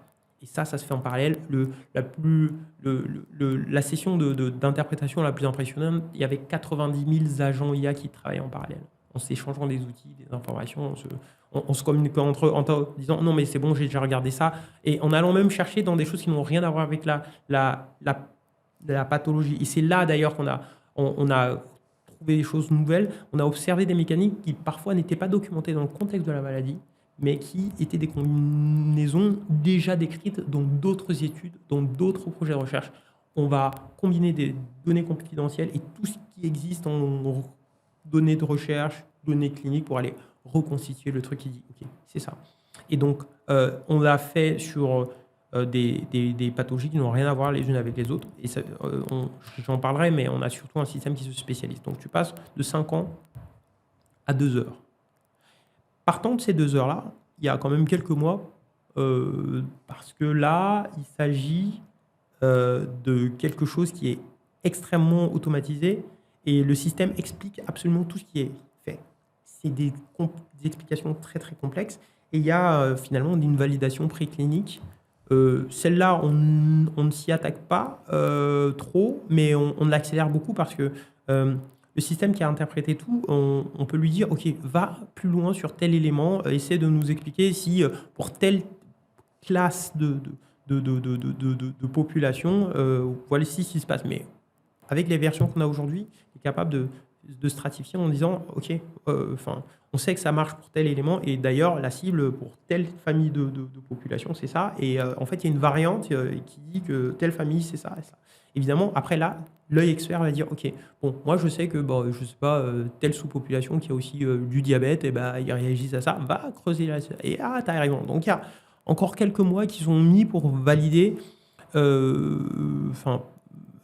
jusqu'à aller le tester sur des cellules animales ou humaines pour dire, OK, c'est vraiment pas de la science-fiction, parce qu'on a vraiment eu des nouveautés scientifiques découvertes. Je peux pas en dire plus pour l'instant, parce qu'on a des brevets qui sont déposés avec un processus assez confidentiel. Et là, mais je peux vous dire on parle de cancer, on parle de maladie orpheline. C'est-à-dire qu'on n'est pas en train de surfer sur quelque chose qui était déjà exploré. On parle de maladie orpheline et en plus de maladies rares. Donc, et de plusieurs types de pathologies sur lesquelles on s'attaque. On a une liste secrète de 10 pathologies qui sont bien dégueulasses et qu'on a l'intention d'effacer. Donc 5 ans là-dessus. Et ensuite, il y a plein de choses, les phases d'études cliniques. Là, c'est des choses où on teste sur des patients. Donc ça, c'est difficile. Il y a d'autres acteurs, par contre, qui accélèrent beaucoup d'éléments. Il y a des choses qui évoluent. Par exemple, les tests sur des animaux, ça vient de sauter à la FDA. Maintenant, en modèle d'IA, on sait que c'est plus fiable que le passage animal-humain. C'est quand même l'IA maintenant est plus fiable que et voilà. L'aspect vertueux de la chose est là. Ouais. Mais par contre, quand on a fait tous ces tests-là, ensuite, il faut un gros travail d'interprétation et finalement de centralisation. Un rapport d'études cliniques prend des mois et des mois à être rédigé, à être finalisé. La première itération, on l'a entre 1 et 2 mois en fonction de la densité du rapport du test clinique. Notre plateforme fait les 8 versions avec toutes les langues, la version TextPlain, en gros, la version que tu peux expliquer à un enfant pour lui dire ce que tu vas lui faire durant le test clinique. En gros, tout ça, on passe de 1 mois à quelques heures en fonction de la complexité des données à traiter. Donc, hop, ce qui est important, c'est de se dire que eux, ils ont une itération qui arrive au bout d'un mois et peut-être avec des prestataires, c'est renvoyé, c'est à étudier, c'est débattu, etc. On se renvoie des choses. On perd 6 mois, 1 an là-dessus, non. Plateforme collaborative, on voit en temps réel. On a un assistant IA qui applique automatiquement toutes les validations réglementaires pour les trucs qu'on a oubliés parce qu'on ne dort pas bien, parce qu'on fait autre chose en même temps. Donc, buddy check, efficacité. Là-dessus, on gagne probablement 1 ou 1 à 2 ans. Ensuite, il y a les phases de soumission et toutes les études, les éléments de recherche autour de ça. Parce qu'en début de recherche, il y a toujours des revues de littérature, des choses comme ça. Et sur les revues de littérature, je pense qu'on ne peut pas faire mieux aujourd'hui. Les phases de recherche, d'interprétation, même les phases d'exploration des bases de données lorsqu'ils ont une thématique. On a l'IA qui comprend le contexte et qui va générer des requêtes sur les différentes bases pour agréger intelligemment les choses, faire la présélection de tous les éléments, que ce soit des patients ou d'autres études cliniques ou quoi que ce soit qu'on a besoin d'isoler, et ensuite faire une synthèse pour aller s'adapter à n'importe quel type de rapport. Et il y a 10 phases qui sont comme ça, qui chacune prennent des mois et des mois et des mois, parce que quelquefois la ressource à mettre à disposition pour ça n'est même pas disponible à l'intérieur. Il faut attendre que quelque chose se libère. Et ça va jusqu'à des choses qui sont des drames à éviter, parce que on a des éléments incompressibles, des négociations d'humain à humain entre le régulateur et une biotech ou une société pharmaceutique qui veut commercialiser le médicament. Mais même au-delà de cette autorisation de mise sur le marché, on a un truc qui est moins connu, c'est les product market. En fait, finalement, c'est la surveillance sanitaire des médicaments en disant OK, bon, est-ce que ce truc tue des bébés et en fait, on ne l'avait pas vu durant les études cliniques parce qu'en fait, on fait très peu de tests sur les bébés, par exemple. Enfin, j'extrapole, mais voilà un peu l'état. Il y a cette surveillance-là. Et une connaissance très proche de moi, travaillant pour une société pharmaceutique, a vu un produit sortir du marché qui leur générait plusieurs dizaines de millions d'euros sans force de vente associée. Le truc se vendait tout seul. Il n'y avait aucun problème. Les gens l'achetaient. Mais il n'y avait pas assez de ressources pour faire le dernier rapport de surveillance sanitaire qui prend quelques semaines, tous les trimestres à mettre à jour et publier pendant tous les 2-3 ans. Okay, il a perdu son marquage CE, il était retiré. Et il n'y avait pas de concurrent, donc pénurie de médicaments. Simplement à cause d'un truc aussi bête. Et donc, au-delà de ça, il y a du contrôle de qualité sur les batchs de médicaments pour contrôler leur stabilité, s'assurer qu'elles ne soient pas dégradées. Il y a des études de toxicité qui sont des travail extrêmement éreintant qu'on accélère aussi énormément sur l'interprétation parce qu'encore une fois, c'est des choses qui nécessitent beaucoup de concentration et de compétences. Et ces compétences sont rares et chères et parfois ont des choses plus valorisantes à faire que faire une interprétation, une validation de plusieurs centaines de rapports de toxicité individuelle à agréger pour analyser les résultats finaux. Donc voilà un peu l'impact et surtout la plateforme, elle s'adapte vraiment à beaucoup de cas d'usage et on en découvre, on a plus d'une vingtaine unitairement en production. Et l'idée, c'est vraiment de suivre et d'accélérer l'intégralité. Je pense que je serais satisfait le jour où, entre la déclaration d'une personne malade et le moment où la maladie est soignée en grande échelle, on attend 3 ans. Le Covid nous a appris qu'en réalité, c'était juste une question de moyens et qu'en respectant toutes les règles, on pouvait faire ça sous 1 an. Je ne sais pas si ça arrivera de sitôt parce qu'il faut démultiplier ça avec... qu'est-ce qui se passe si tout le monde soumet son médicament en 1 an et qu'on a des médicaments dans la nature comme ça à surveiller, etc. Il faudra réinventer un modèle. Mais 3 ans, je serais satisfait. 3 ans d'opérationnel. Après, la politique, ça ne m'intéresse pas. Mais 3 ans opérationnel maximum entre le moment où on identifie une maladie et au moment où on l'a soignée à grande échelle. Avant de te demander comment tu fais ça, parce que c'est hyper important, il y a une anecdote lorsqu'on préparait l'émission dont tu nous as parlé, sur cette notion de doigt mouillé et de serrure, de savoir distinguer quelle était la forme de la serrure. Tu nous as dit, quand on a mal à la tête ou on a un mal bénin, on nous donne à tous les adultes, moi, 1m96, 110 kilos, le même Doliprane qu'à toi, le même qu'à Johan. Par exemple, sur les soins cutanés, on est sur quelque chose qui est extrêmement, avec des diagnostics qu'on voit fleurir partout, extrêmement précis. Et tu nous expliquais que ça te... Ouais, c'est pas normal. Concrètement, oui, c'est quelque chose que j'observais effectivement depuis très très longtemps. Ma mère, mes mères, mes sœurs, mes amis IES, mes amis IS aussi maintenant de plus en plus, ma fille maintenant, parce que j'ai une fille de 14 ans, savent précisément quelle crème, dans quelles conditions, quel dosage, quel truc. Et d'ailleurs, si la crème change de formule, elles n'ont pas besoin de lire la notice pour sentir qu'il y a quelque chose. Mais elles savent précisément ce qui marche pour leur peau, dans toutes les conditions possibles et imaginables. Et oui, nous, on prend toujours le même Doliprane, on prend toujours le même ibuprofène, on a toujours les mêmes doses, on a toujours... Mais on sait par définition que c'est une négligence obligée, qui est pas une négligence aujourd'hui, mais qui le sera très probablement demain, que ce soit dans la nature de ce qu'on se fait administrer ou la quantité de ce qu'on se fait administrer, parce que si on a besoin d'une certaine quantité, la quantité supplémentaire, c'est faire travailler nos reins pour rien. Et si on extrapole ça aux maladies qui sont vraiment embêtantes, c'est encore plus catastrophique parce qu'il faut dire quelque chose sur le traitement des cancers. Pour beaucoup de cancers, plusieurs options. On vous donne un traitement, on ne sait pas si ça va marcher, on a une chance sur 3. Si celui-là il ne marche pas, bon, on passe en dessus, avec tous les effets secondaires. Donc en fait, en fonction de si tu as le quintet dans l'ordre ou dans le désordre, tu prends 1 ou 5 familles d'effets secondaires. Et tu passes une certaine quantité de mois. Et en plus, on ne sait même pas quels sont les effets de comorbidité associés, c'est-à-dire quels sont les effets qui te mettent en risque parce que ça n'a pas marché. Il n'y a pas besoin de faire ça.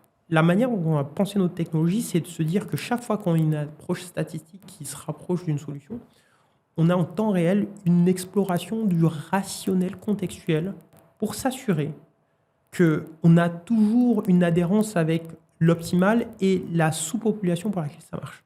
On va entrer, j'y crois beaucoup, dans l'ère de la médecine de précision à haute échelle. C'est-à-dire qu'on saura diagnostiquer précisément ce qu'il faut faire, quand il faut le faire, s'il faut faire quelque chose d'ailleurs. Parce qu'il faut se dire que quand même 90% des actions de soins sont faites par notre corps. On déclenche les mécanismes et 90% du travail est fait par notre corps. Le vaccin ARN messager, c'est par exemple un mécanisme qui commence vraiment à se rapprocher de « Ok, on sait précisément ce qu'on déclenche dans le corps pour un truc qui a vraiment quelque chose à voir avec ce qu'on essaie de faire. » Sinon, pour le reste, les médecins, c'est des hackers. Les médecins, c'est des hackers, ou plutôt des joueurs de domino. Ils déclenchent un domino dans le corps, etc. Et d'ailleurs, ils savent que souvent, lorsqu'on déclenche un domino, au bout d'un moment, il faut arrêter le domino parce que en réglant quelque chose, on dérègle quelque chose d'autre. Il n'y a pas encore ces précisions-là, donc ils le savent. Et donc, souvent, il y a un médicament pour t'empêcher d'avoir mal à la tête et il y a un truc pour protéger ton estomac. Et ça, c'est la version simple. Il y a des versions beaucoup, beaucoup plus compliquées où on active un gène, on désactive un gène qui sert à quelque chose d'autre ailleurs. Après, on espère qu'on règle le problème et ensuite, on réactive la fonction quand même par d'autres moyens parce que en fait, l'expression de ce gène-là servait à quelque chose de vital. Sinon, il ne serait pas là. Donc, c'est cette chance d'avoir le temps infini de compréhension avancée de tout ce qui se passe dans le corps pour n'importe quel individu. Je signe et persiste, il est très probable qu'on ait beaucoup de maladies qui nous soient vraiment uniques. On interprète les symptômes d'une certaine manière à grande échelle, mais on a un patrimoine génétique unique, très probable que la version de notre maladie soit unique et qu'on ait une version de traitement qui nous soit unique pour être confortable dans notre corps, pour réduire la production de ressources, parce que quelquefois, il y a des traitements palliatifs, ça prend des années, alors qu'on avait un truc à changer et tout va bien. Donc, maintenant, la technologie le permet. Nous, on l'a démontré, on est encore une petite structure, mais on pourra dévoiler pas mal de choses. On a des publications qui arrivent, etc. Pour expliquer qu'on n'a pas fait des miracles, on a appliqué à grande échelle des recettes simples, fiables et qui ne cassent pas, et je finirai là-dessus, le paradigme de rationnel entre ce qui se passe de très très rapide, très avancé à la machine et les traces et le rationnel laissé pour que les êtres humains comprennent ce qui se passe dans la machine. Parce que ça aussi, c'est important. Ok. J'ai une question intéressante, du coup, j'espère, par rapport à ça. On a parlé de certains goulots d'étranglement sur la validation, la mise sur le marché, etc. Mais là, est-ce qu'on va pas faire un nouveau goulot d'étranglement au niveau de la production? Parce que si on doit faire je vais dire n'importe quoi maintenant, un efferalgan Joël, un efferalgan Johan et un efferalgan Rudy, comment on fait pour produire comme ça? Est-ce qu'on doit pas réinventer des méthodes de production? Pire, est-ce qu'il n'y a pas justement une ghettoisation, entre guillemets? Du coup, les riches pourront l'avoir et les autres ne pourront pas l'avoir, en fait. C'est une excellente question. Je vais prendre un exemple pour ça. Il y a il y a pas si longtemps, il y a de ça 20 ans, le séquençage de l'ADN, ça coûtait un petit avion. Aujourd'hui, grâce aux travaux de Sanger au Royaume-Uni, ça coûte même plus le prix d'un billet d'avion. J'ai confiance sur le fait de se dire que parce qu'il y a une opportunité à adapter, à créer un nouveau business model, ce problème sera résolu. Je vais donner un exemple. Avant, pour imprimer, il fallait aller à l'imprimerie, à la papeterie, etc. On a tous des imprimantes chez nous. Avant, pour fabriquer une pièce manquante à un truc qu'on avait cassé, on était un peu coincé. Aujourd'hui, beaucoup ont des imprimantes 3D. Et même si on ne l'a pas chez soi, on a une imprimante 3D locale pour un service de réparation de téléphone qui font la réparation sur place. Exprime, il existe déjà des imprimantes à protéines. L'ARN messager, le vaccin ARN messager, c'est une technologie, un ensemble technique encore made in France. Hein, Cocorico, les Français, ils inventent tellement de choses. Ce pays est trop riche pour qu'on n'en extrait pas de sa valeur. C'est une technologie qui existait depuis le début des années 2000. Lorsque ça a été nécessaire, alors que l'ARN messager est très très dur à produire et conditionner, parce que c'était nécessaire, le monde s'est adapté. On a des équipements avec des bons réfrigérateurs pour le conditionnement, etc. Je ne vois pas ça nécessairement comme de la production industrielle du produit fini, mais de la production industrielle de produits, une espèce d'encre enrichie, si je puis dire, en fait, de byproduct, si je puis dire, pour aller avec la technologie de proximité, faire la version finale avec la quantité précise qui est nécessaire. C'est comme ça que j'entrevois l'avenir. Et en toute transparence, dans la vision de ce qu'on a, on ne va pas attendre que les gens résolvent le problème. On créera cette technologie-là d'abord en commençant par finalement la validation des interactions. C'est-à-dire avoir un robot qui, lorsqu'on a une nouveauté, une nouvelle interaction dans un contexte où on n'est pas sûr, on n'a qu'une compréhension théorique, demain on lance un call d'API, il y a un robot qui fait quoi, qui déclenche la production de l'actif 1, la production de l'actif 2, on l'isole avec de l'électromagnétique, on voit comment ça réagit, température, pression similaire à ce qu'on veut dans la cellule en question, et on observe ça. Et si on sait faire ça, et ça on sait qu'on sait faire ça, si on sait faire ça et qu'on sait industrialiser ce genre de truc, non seulement les laboratoires peuvent l'avoir, mais votre médecin généraliste peut l'avoir. Ou votre pharmacien. Ok. Comment estimes-tu justement qu'en 2025, il y a encore autant de maladies orphelines, de maladies entre guillemets rares, on dit orphelines ou rares, et pourtant il y a des maladies comme, j'avais le nom en tête, Kawasaki, ça a été une maladie que j'ai eue quand j'étais petit, qui normalement on ne retrouve que dans les zones où les gens ont été atteints par un bombardement nucléaire, d'où le fait que ce soit un médecin japonais nommé Kawasaki qui a isolé la maladie. Moi, je suis martiniquais. On n'est pas dans le Pacifique, on est dans l'Atlantique. Normalement. Mais il y a des radiations. Voilà. Il y a des radiations partout. Il y a des radiations partout, évidemment. En plus, mais on ne peut pas s'attendre à ce qu'un bébé martiniquais dans les années 90 développe cette maladie, et pourtant c'est le cas. Comment on peut expliquer ça? Comment on peut expliquer les maladies orphelines et le fait qu'on soit toujours aussi, entre guillemets, mal armé et non sachant sur ce genre de maladie qu'on connaît mais qu'on n'arrive pas à soigner? Alors, je n'aime pas déclencher la peur parce que la peur réduit forcément les capacités de réflexion.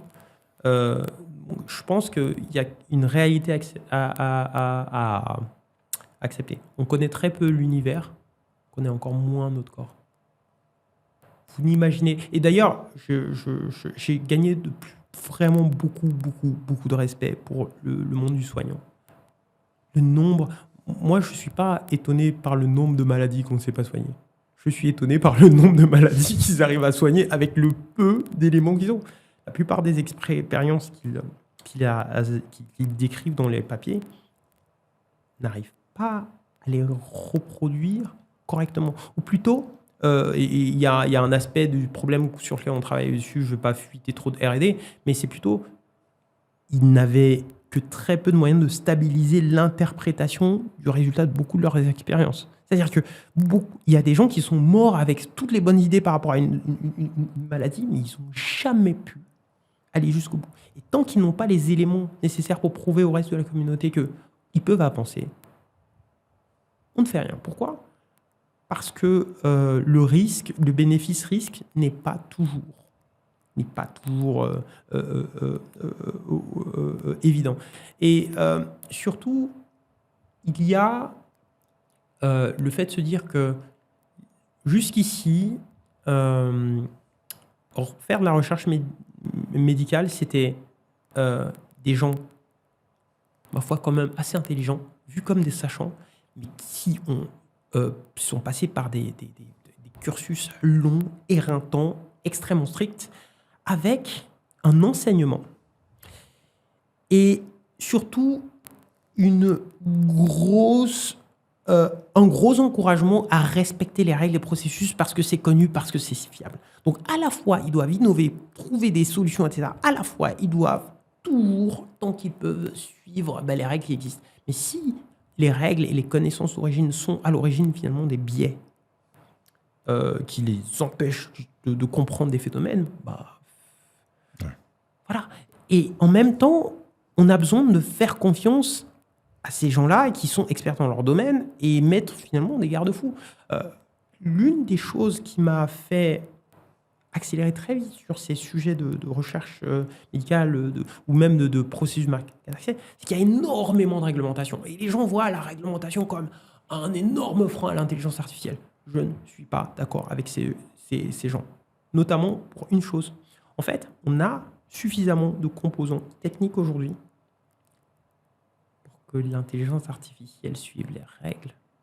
Et plus il y a des règles, plus l'intelligence artificielle sait l'environnement de navigation et plus on peut automatiser. Pourquoi ? Parce qu'on a déjà des garde-fous pour se prémunir de l'intelligence la plus dangereuse de cette planète et c'est pas l'intelligence artificielle. Donc, on sait très peu de choses. Et par contre, il y a un changement de paradigme qui arrive avec ces nouvelles générations de modèles. Là, j'ai l'impression vraiment de plagier un peu Denis Hassabis, mais c'est juste que c'est dans la thématique et il a passé un peu plus de temps de vie que moi sur certaines de ces observations-là. Je m'étais fait cette observation. Il y a cette notion d'information qu'il mentionne beaucoup. Et je m'étais fait une réflexion quand j'ai vu, par exemple, le modèle VO3 de Google sur le fait de se dire que c'est impressionnant la manière dont il simule beaucoup de choses. 99% des choses qu'il modélise, on ne sait pas le modéliser mathématiquement. Okay. Et Denis Hassabis a pointé le doigt sur un truc qui, oui, il m'avait frappé. Et moi, je pensais plutôt à la représentation du comportement humain aussi naturellement. Ça veut dire qu'il a modélisé dans les couches du modèle assez aisément. Mais lui, il dit, la mécanique des fluides, on galère tellement, c'est tellement dur de le faire. Et lui, avec quelques vidéos YouTube, il le fait parfaitement. Hop, salut. Donc, on est quand même dans un ensemble de systèmes qui sont capables d'hériter de cette espèce de compréhension intuitive du monde et qui permettront d'avancer les pions sur tous les pans de recherche en parallèle. Moi, aujourd'hui, si j'avais de la donnée pour 100 maladies et suffisamment de puissance de calcul, je peux lancer la recherche en parallèle pour 100 maladies et lancer 90 000 agents sur les 100 maladies. Et en une semaine, j'aurai les meilleurs cibles thérapeutiques de 100 maladies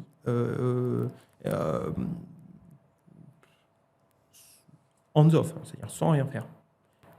Et nous, ce n'est pas notre focus. Nous, on a commencé là-dessus d'abord pour se dire qu'on avait un ensemble de modèles qui étaient les plus fiables possibles et les plus rigoureux possibles dans les vraies conditions de difficulté de cet environnement de recherche.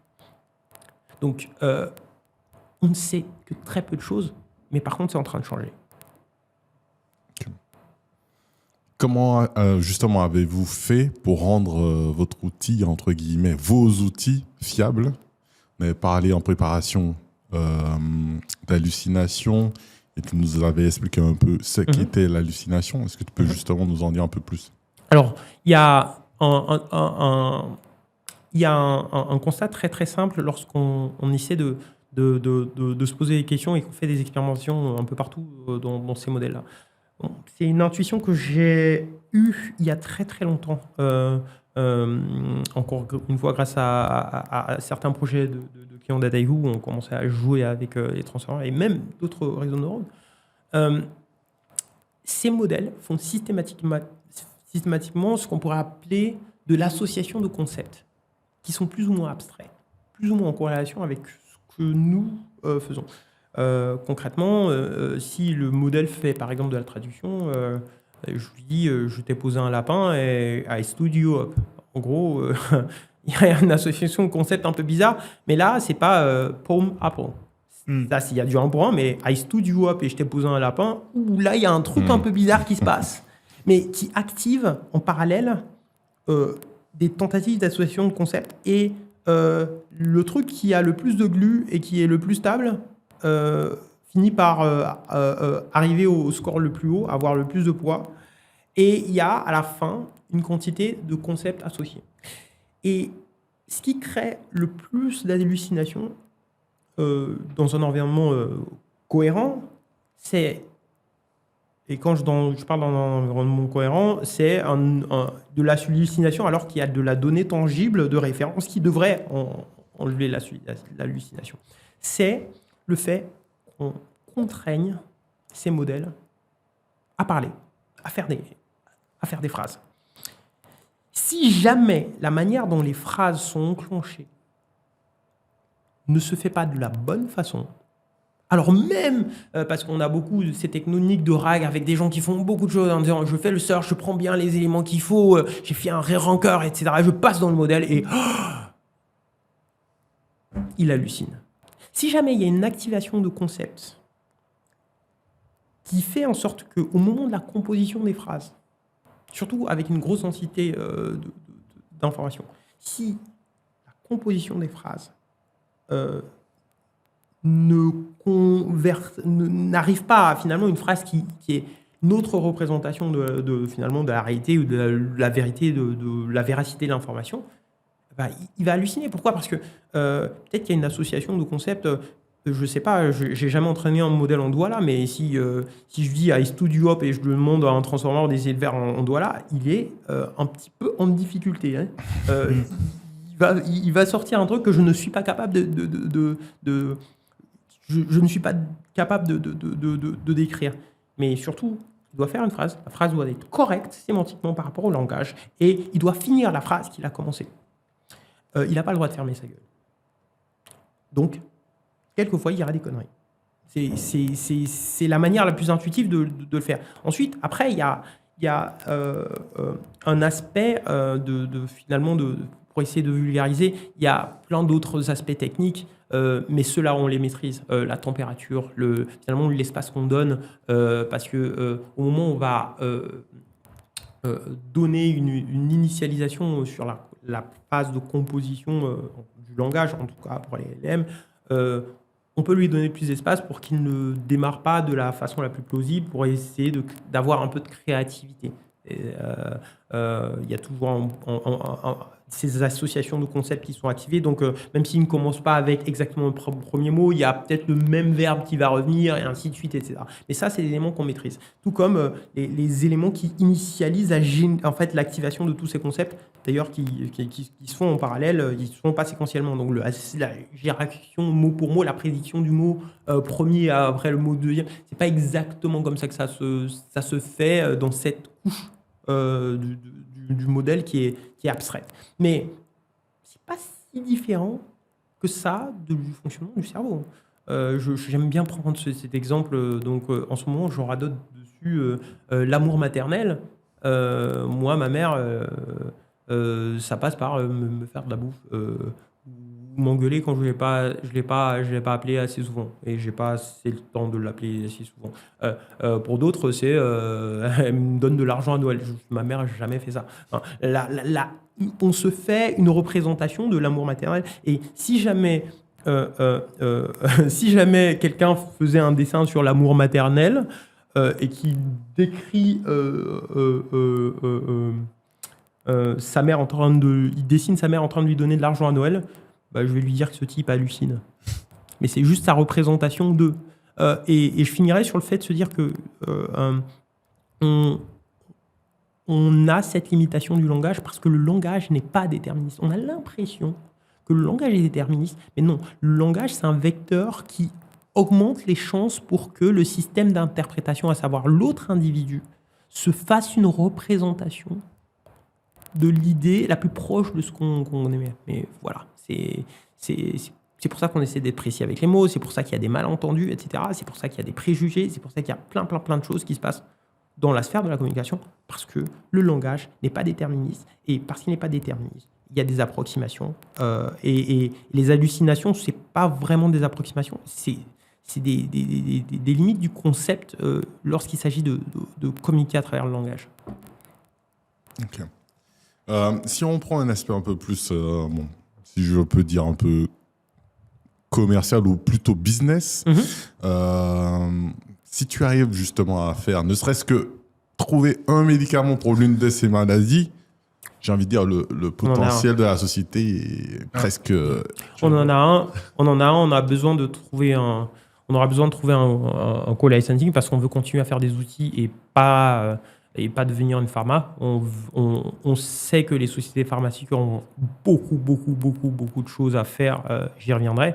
Mais oui, le potentiel de la société est énorme. Je ne suis pas capable de le quantifier.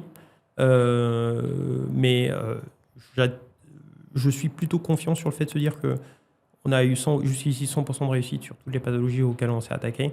Et on a plein d'innovations qu'on n'a pas pu finir, mais qu'on sait qu'elles marcheront en complément de cette technologie-là. Le potentiel est énorme. On parle de plusieurs centaines de millions d'euros de manière récurrente pour plusieurs années, voire dizaines d'années.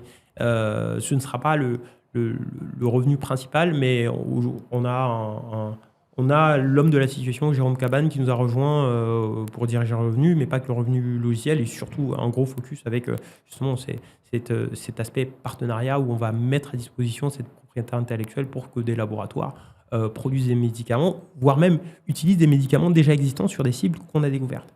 Et voilà, non seulement, pas simplement accélérer leur développement à eux, mais leur donner de plus en plus de munitions pour aller se débarrasser de choses qui nous prennent nos proches, nous embêtent au quotidien, et ainsi de suite.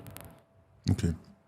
Quelque chose qui nous avait interpellé avec Rudy, parce que ton nom, enfin, tu es à Station F également, comme nous, mais par contre, ton nom, il revient assez souvent, lorsqu'on parle avec un peu tout le monde, on voit aussi que tu es assez abordable et, entre guillemets, tu es en train de travailler sur un truc qui est vraiment incroyable et qui nous parle énormément. Et c'est pour ça qu'on voulait t'avoir aujourd'hui.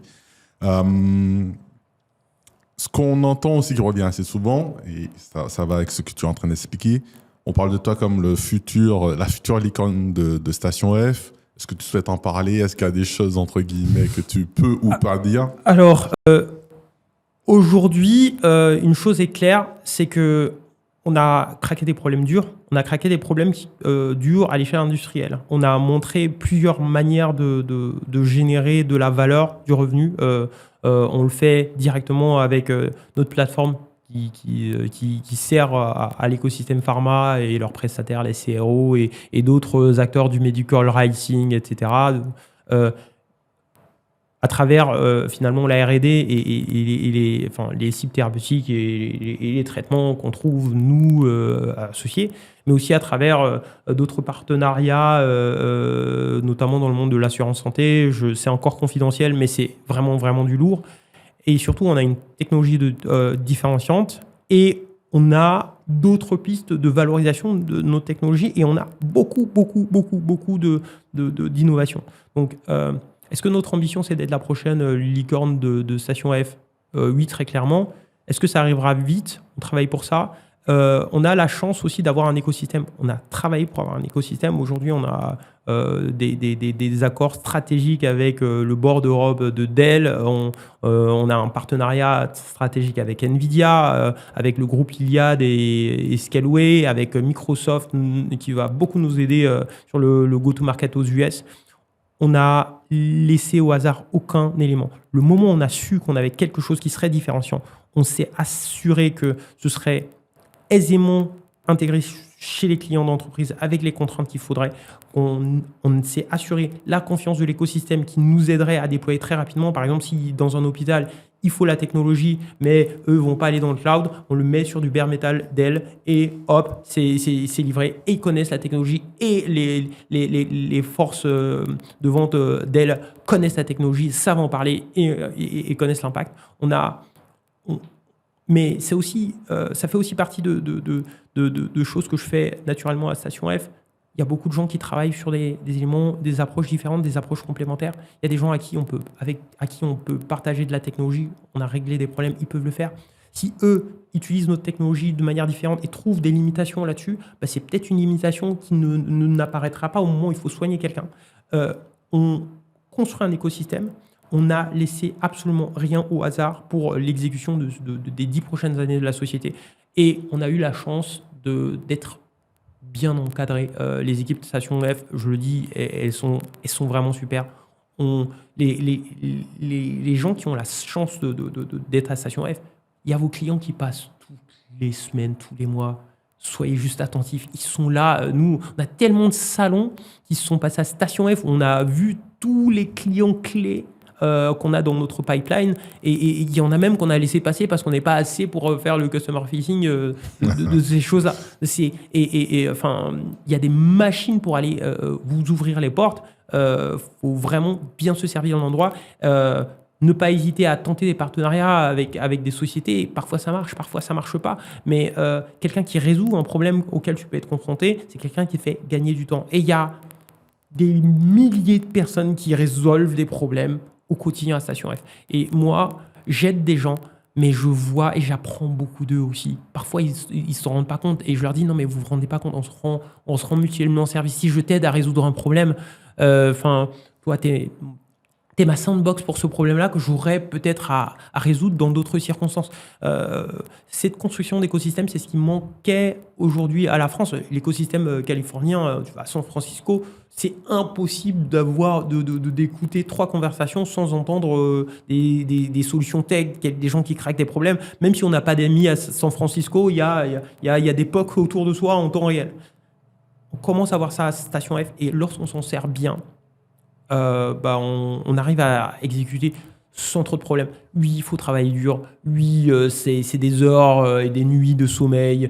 Oui, Xavier Niel dit qu'il faut dormir à Station F. On peut aussi faire du remote, mais honnêtement, c'est pas qu'il faut, c'est que c'est inéluctable. Nous, on a été, j'encourage pas forcément ça, mais on a passé des nuits parce qu'il y avait des RFP en Amérique du Nord et que, heureusement que Station F est ouvert 24/7 parce que sinon on peut pas répondre aux RFP. Il y a des communications, des choses late stage qui sont, il y a des environnements de travail et je finis là-dessus.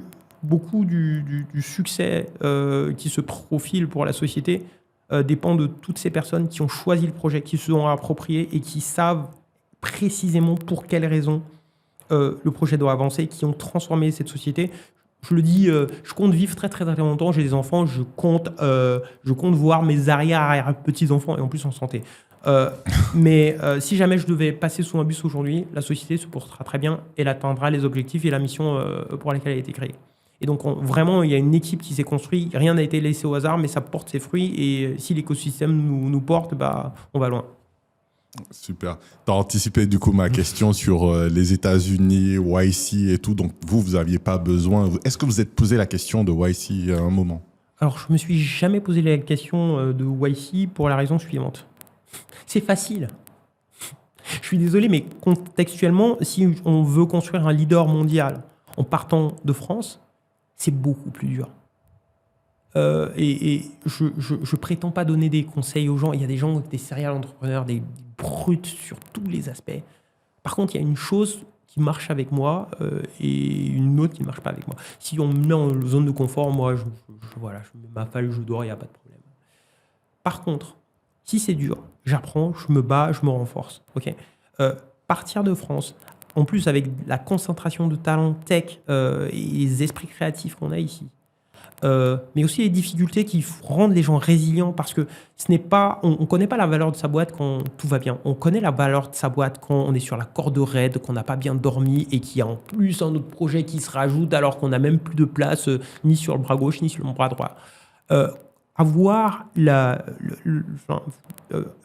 en contact avec la difficulté, mais en se forçant quand même à exécuter très rapidement, on avait tous les ingrédients. Donc on avait la rampe de lancement et la friction qui permettait d'optimiser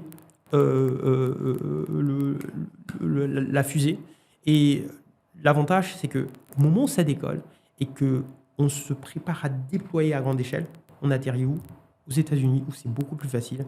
Et là, finalement, on a construit quelque chose d'extrêmement résilient. Donc, les petits grains de sable qui peuvent arriver lorsque c'est facile, mais que ça devient à grande échelle. On les sent plus parce que dès le début, le vaisseau était solide. Donc, non, avec tout le respect que je dois à l'écosystème californien, je n'ai jamais pensé une seule fois à démarrer là-bas. Ok. Est-ce que tu aurais justement, ta vision peut-être pour la société, on se dit tout le temps 5 ans, c'est une échéance tellement longue, mais est-ce que tu as une échéance justement en tête et quelle est ta vision? Est-ce que c'est l'IPO ou c'est quoi ta vision de la société? Alors, ma vision de la société, ma vision de la société, c'est d'arriver à résoudre l'intégralité des problèmes que la technologie sur laquelle on est en train de travailler permet de résoudre. L'IPO, ce n'est qu'un point de passage. Le potentiel de ce qu'on fait ne se limite pas simplement à accélérer la mise sur le marché des médicaments, c'est augmenter la connaissance et l'enrichissement de connaissances perpétuelles, parce qu'au fur et à mesure de ce qui est mis sur le marché et les retours terrain, la connaissance du corps humain, ça s'étend à l'alimentation, ça s'étend à beaucoup plus que simplement soigner les gens. Mais il faut se dire qu'on a des déserts médicaux partout. J'ai un projet que je porte avec la société et d'autres soutiens comme Orange, d'ailleurs un petit coucou à Jérôme Berger et Fondation S de Sanofi et d'autres acteurs qui commencent à se greffer, Courtney O'Donnell à l'UNESCO, les partenaires de Parametrix, Thomas Fayon, un petit coucou aussi. C'est toutes ces choses-là qui me font me dire, OK, on a une technologie, une base technologique, on a prévu de faire de plus en plus d'innovation.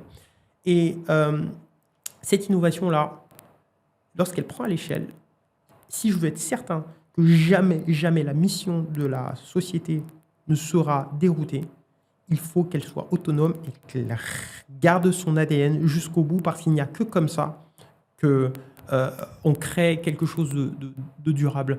Je pense qu'aujourd'hui, lorsqu'on a la chance de faire de l'intelligence artificielle, d'être passé par des boîtes tech successful, etc., on arrivera à payer ses factures. Moi, je ne suis pas inquiet sur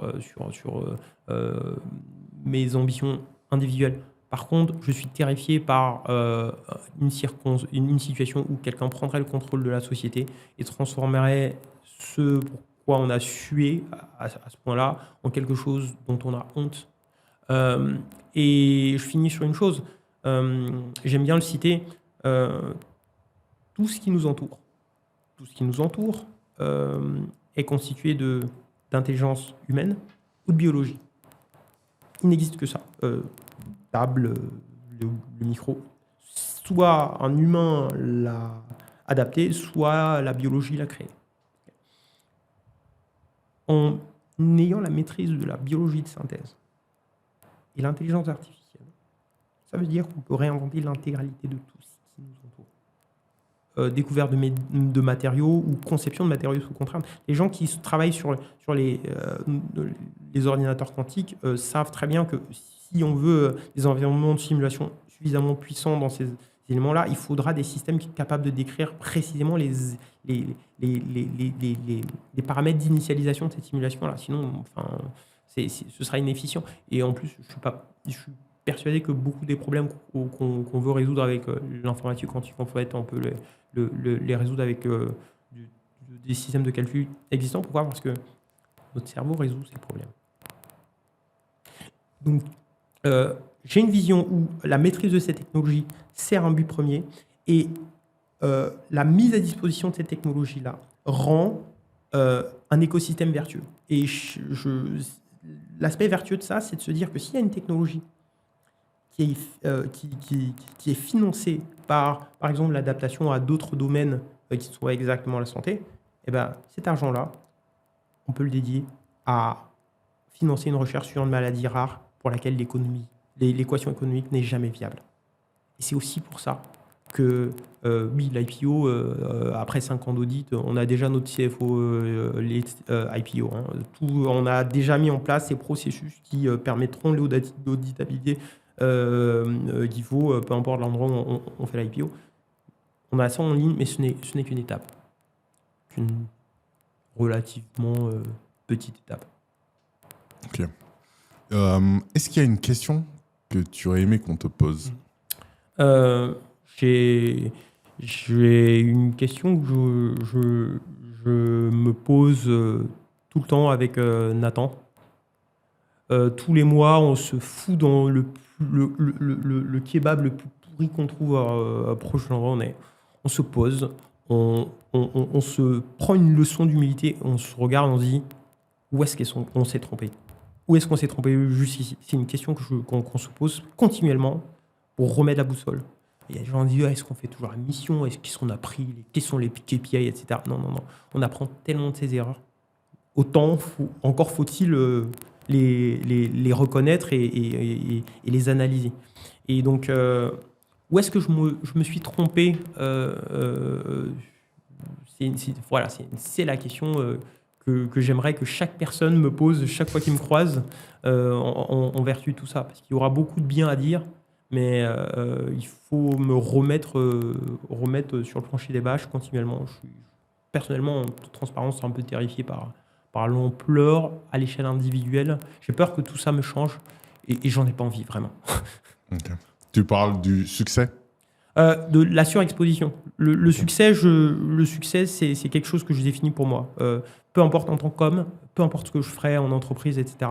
Le succès en tant qu'individu, ce sera l'image que mes enfants auront de moi. Est-ce que je suis un père décent ? Je ne vais même pas dire un bon père. Est-ce que je suis un père acceptable ? Inéluctablement, c'est ce qui définira mon succès dans la vie. Rien à cirer du reste. Mais par contre, la surexposition, c'est quelque chose dont je me méfie. On croit qu'on a le contrôle de ce qui se passe dans notre cerveau, des choses qu'on entend, des positions dans lesquelles on nous met. Non, nos réseaux de neurones s'adaptent et optimisent et prédisent. Lorsqu'on commence à prédire que ce soit normal qu'on nous dresse les fleurs, qu'on nous invite partout, qu'on soit dans des podcasts cool, etc., peut-être qu'on trouve que c'est normal et qu'on oublie de dire merci, par exemple.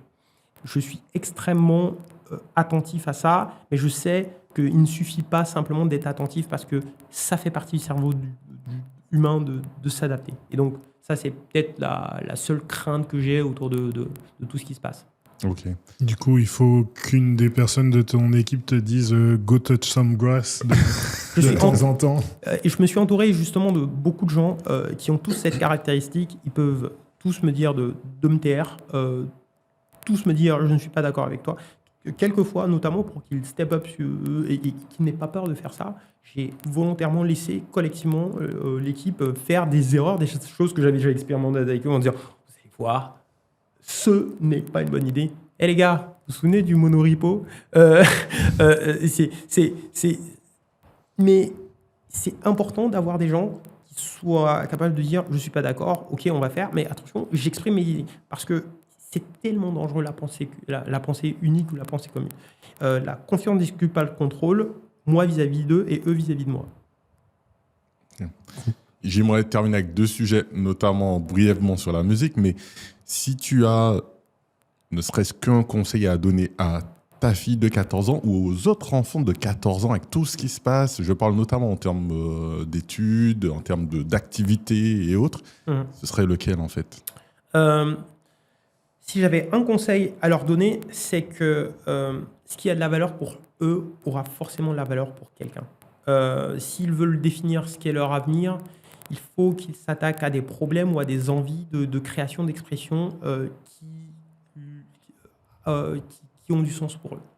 Parce que ça ne sera jamais un gâchis de mettre de l'énergie là-dedans.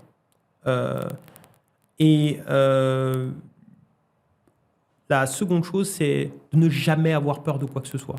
Ça désactive les fonctions cognitives supérieures. Et toutes les alarmes, y compris de l'IA, j'ai écrit des choses sur les risques de l'IA il y a 6 ou 7 ans. Vous pouvez trouver beaucoup de choses qui se passent à ce moment-là. C'est sur le blog de Dadaiku. Mais c'est pas parce qu'on est conscient d'un danger qu'on doit en avoir peur. C'est une information. Et l'intelligence, c'est de faire quelque chose d'efficace en fonction des informations qu'on reçoit. Et peu importe à quel point on aura de l'intelligence artificielle, de la super intelligence, l'esprit humain a prouvé à quel point, lorsqu'on a la maîtrise des choses qui nous entourent, on devient simplement plus intelligent. Voilà. Et pour revenir sur le sujet, je ne sais pas si tu souhaites en parler ou pas, tu fais aussi de la musique, tu l'as dit au début. Alors oui, j'essaie de faire la musique. Honnêtement, depuis le début de By Olivet, c'est un peu dur, on va pas se mentir. True story, j'ai eu un petit message de Energy pour un truc assez sympa. Je suis reconnaissant, je le ferai pas parce que c'est impossible.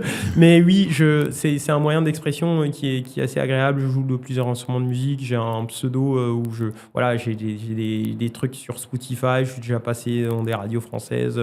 Mais surtout, c'est un moyen d'expression qui est tellement efficace pour maintenir sa santé mentale. Et il y a des choses qui ne s'expriment que à travers la musique. Je ne sais pas si les gens savent ça, mais le cerveau musical est plus ancien que le cerveau qui traite du langage. On est tous des musiciens et c'est pour ça que c'est si efficace de transmettre de l'émotion à travers la musique. Et quelquefois, l'expression orale n'est pas assez et il y a d'autres moyens d'expression. C'est vrai que je dessine, je sculpte, mais la musique, c'est vraiment un truc dont je ne me passerai pas trop longtemps de ma vie. Donc, ce qui te fait vibrer. Oui, c'est un des trucs qui me fait vibrer. Est-ce qu'il y a un style? Est-ce qu'il y a... Alors, justement, j'aime pas m'ennuyer. Donc, tout comme switcher d'un langage de programmation à un autre, non, je fais de la pop, je fais de l'afrobeat, je fais du jazz, j'ai composé en musique classique pour aider des femmes à accoucher. J'ai fait de la musique de court-métrage. J'aime mélanger les genres. J'ai évidemment une culture africaine, bantou, qui a dans quelques influences, mais j'écris en français, en anglais. J'ai un texte qui est pas terrible en espagnol, mais qui vivre bien. J'espère écrire une chanson en japonais avant de mourir. Voilà. Mais c'est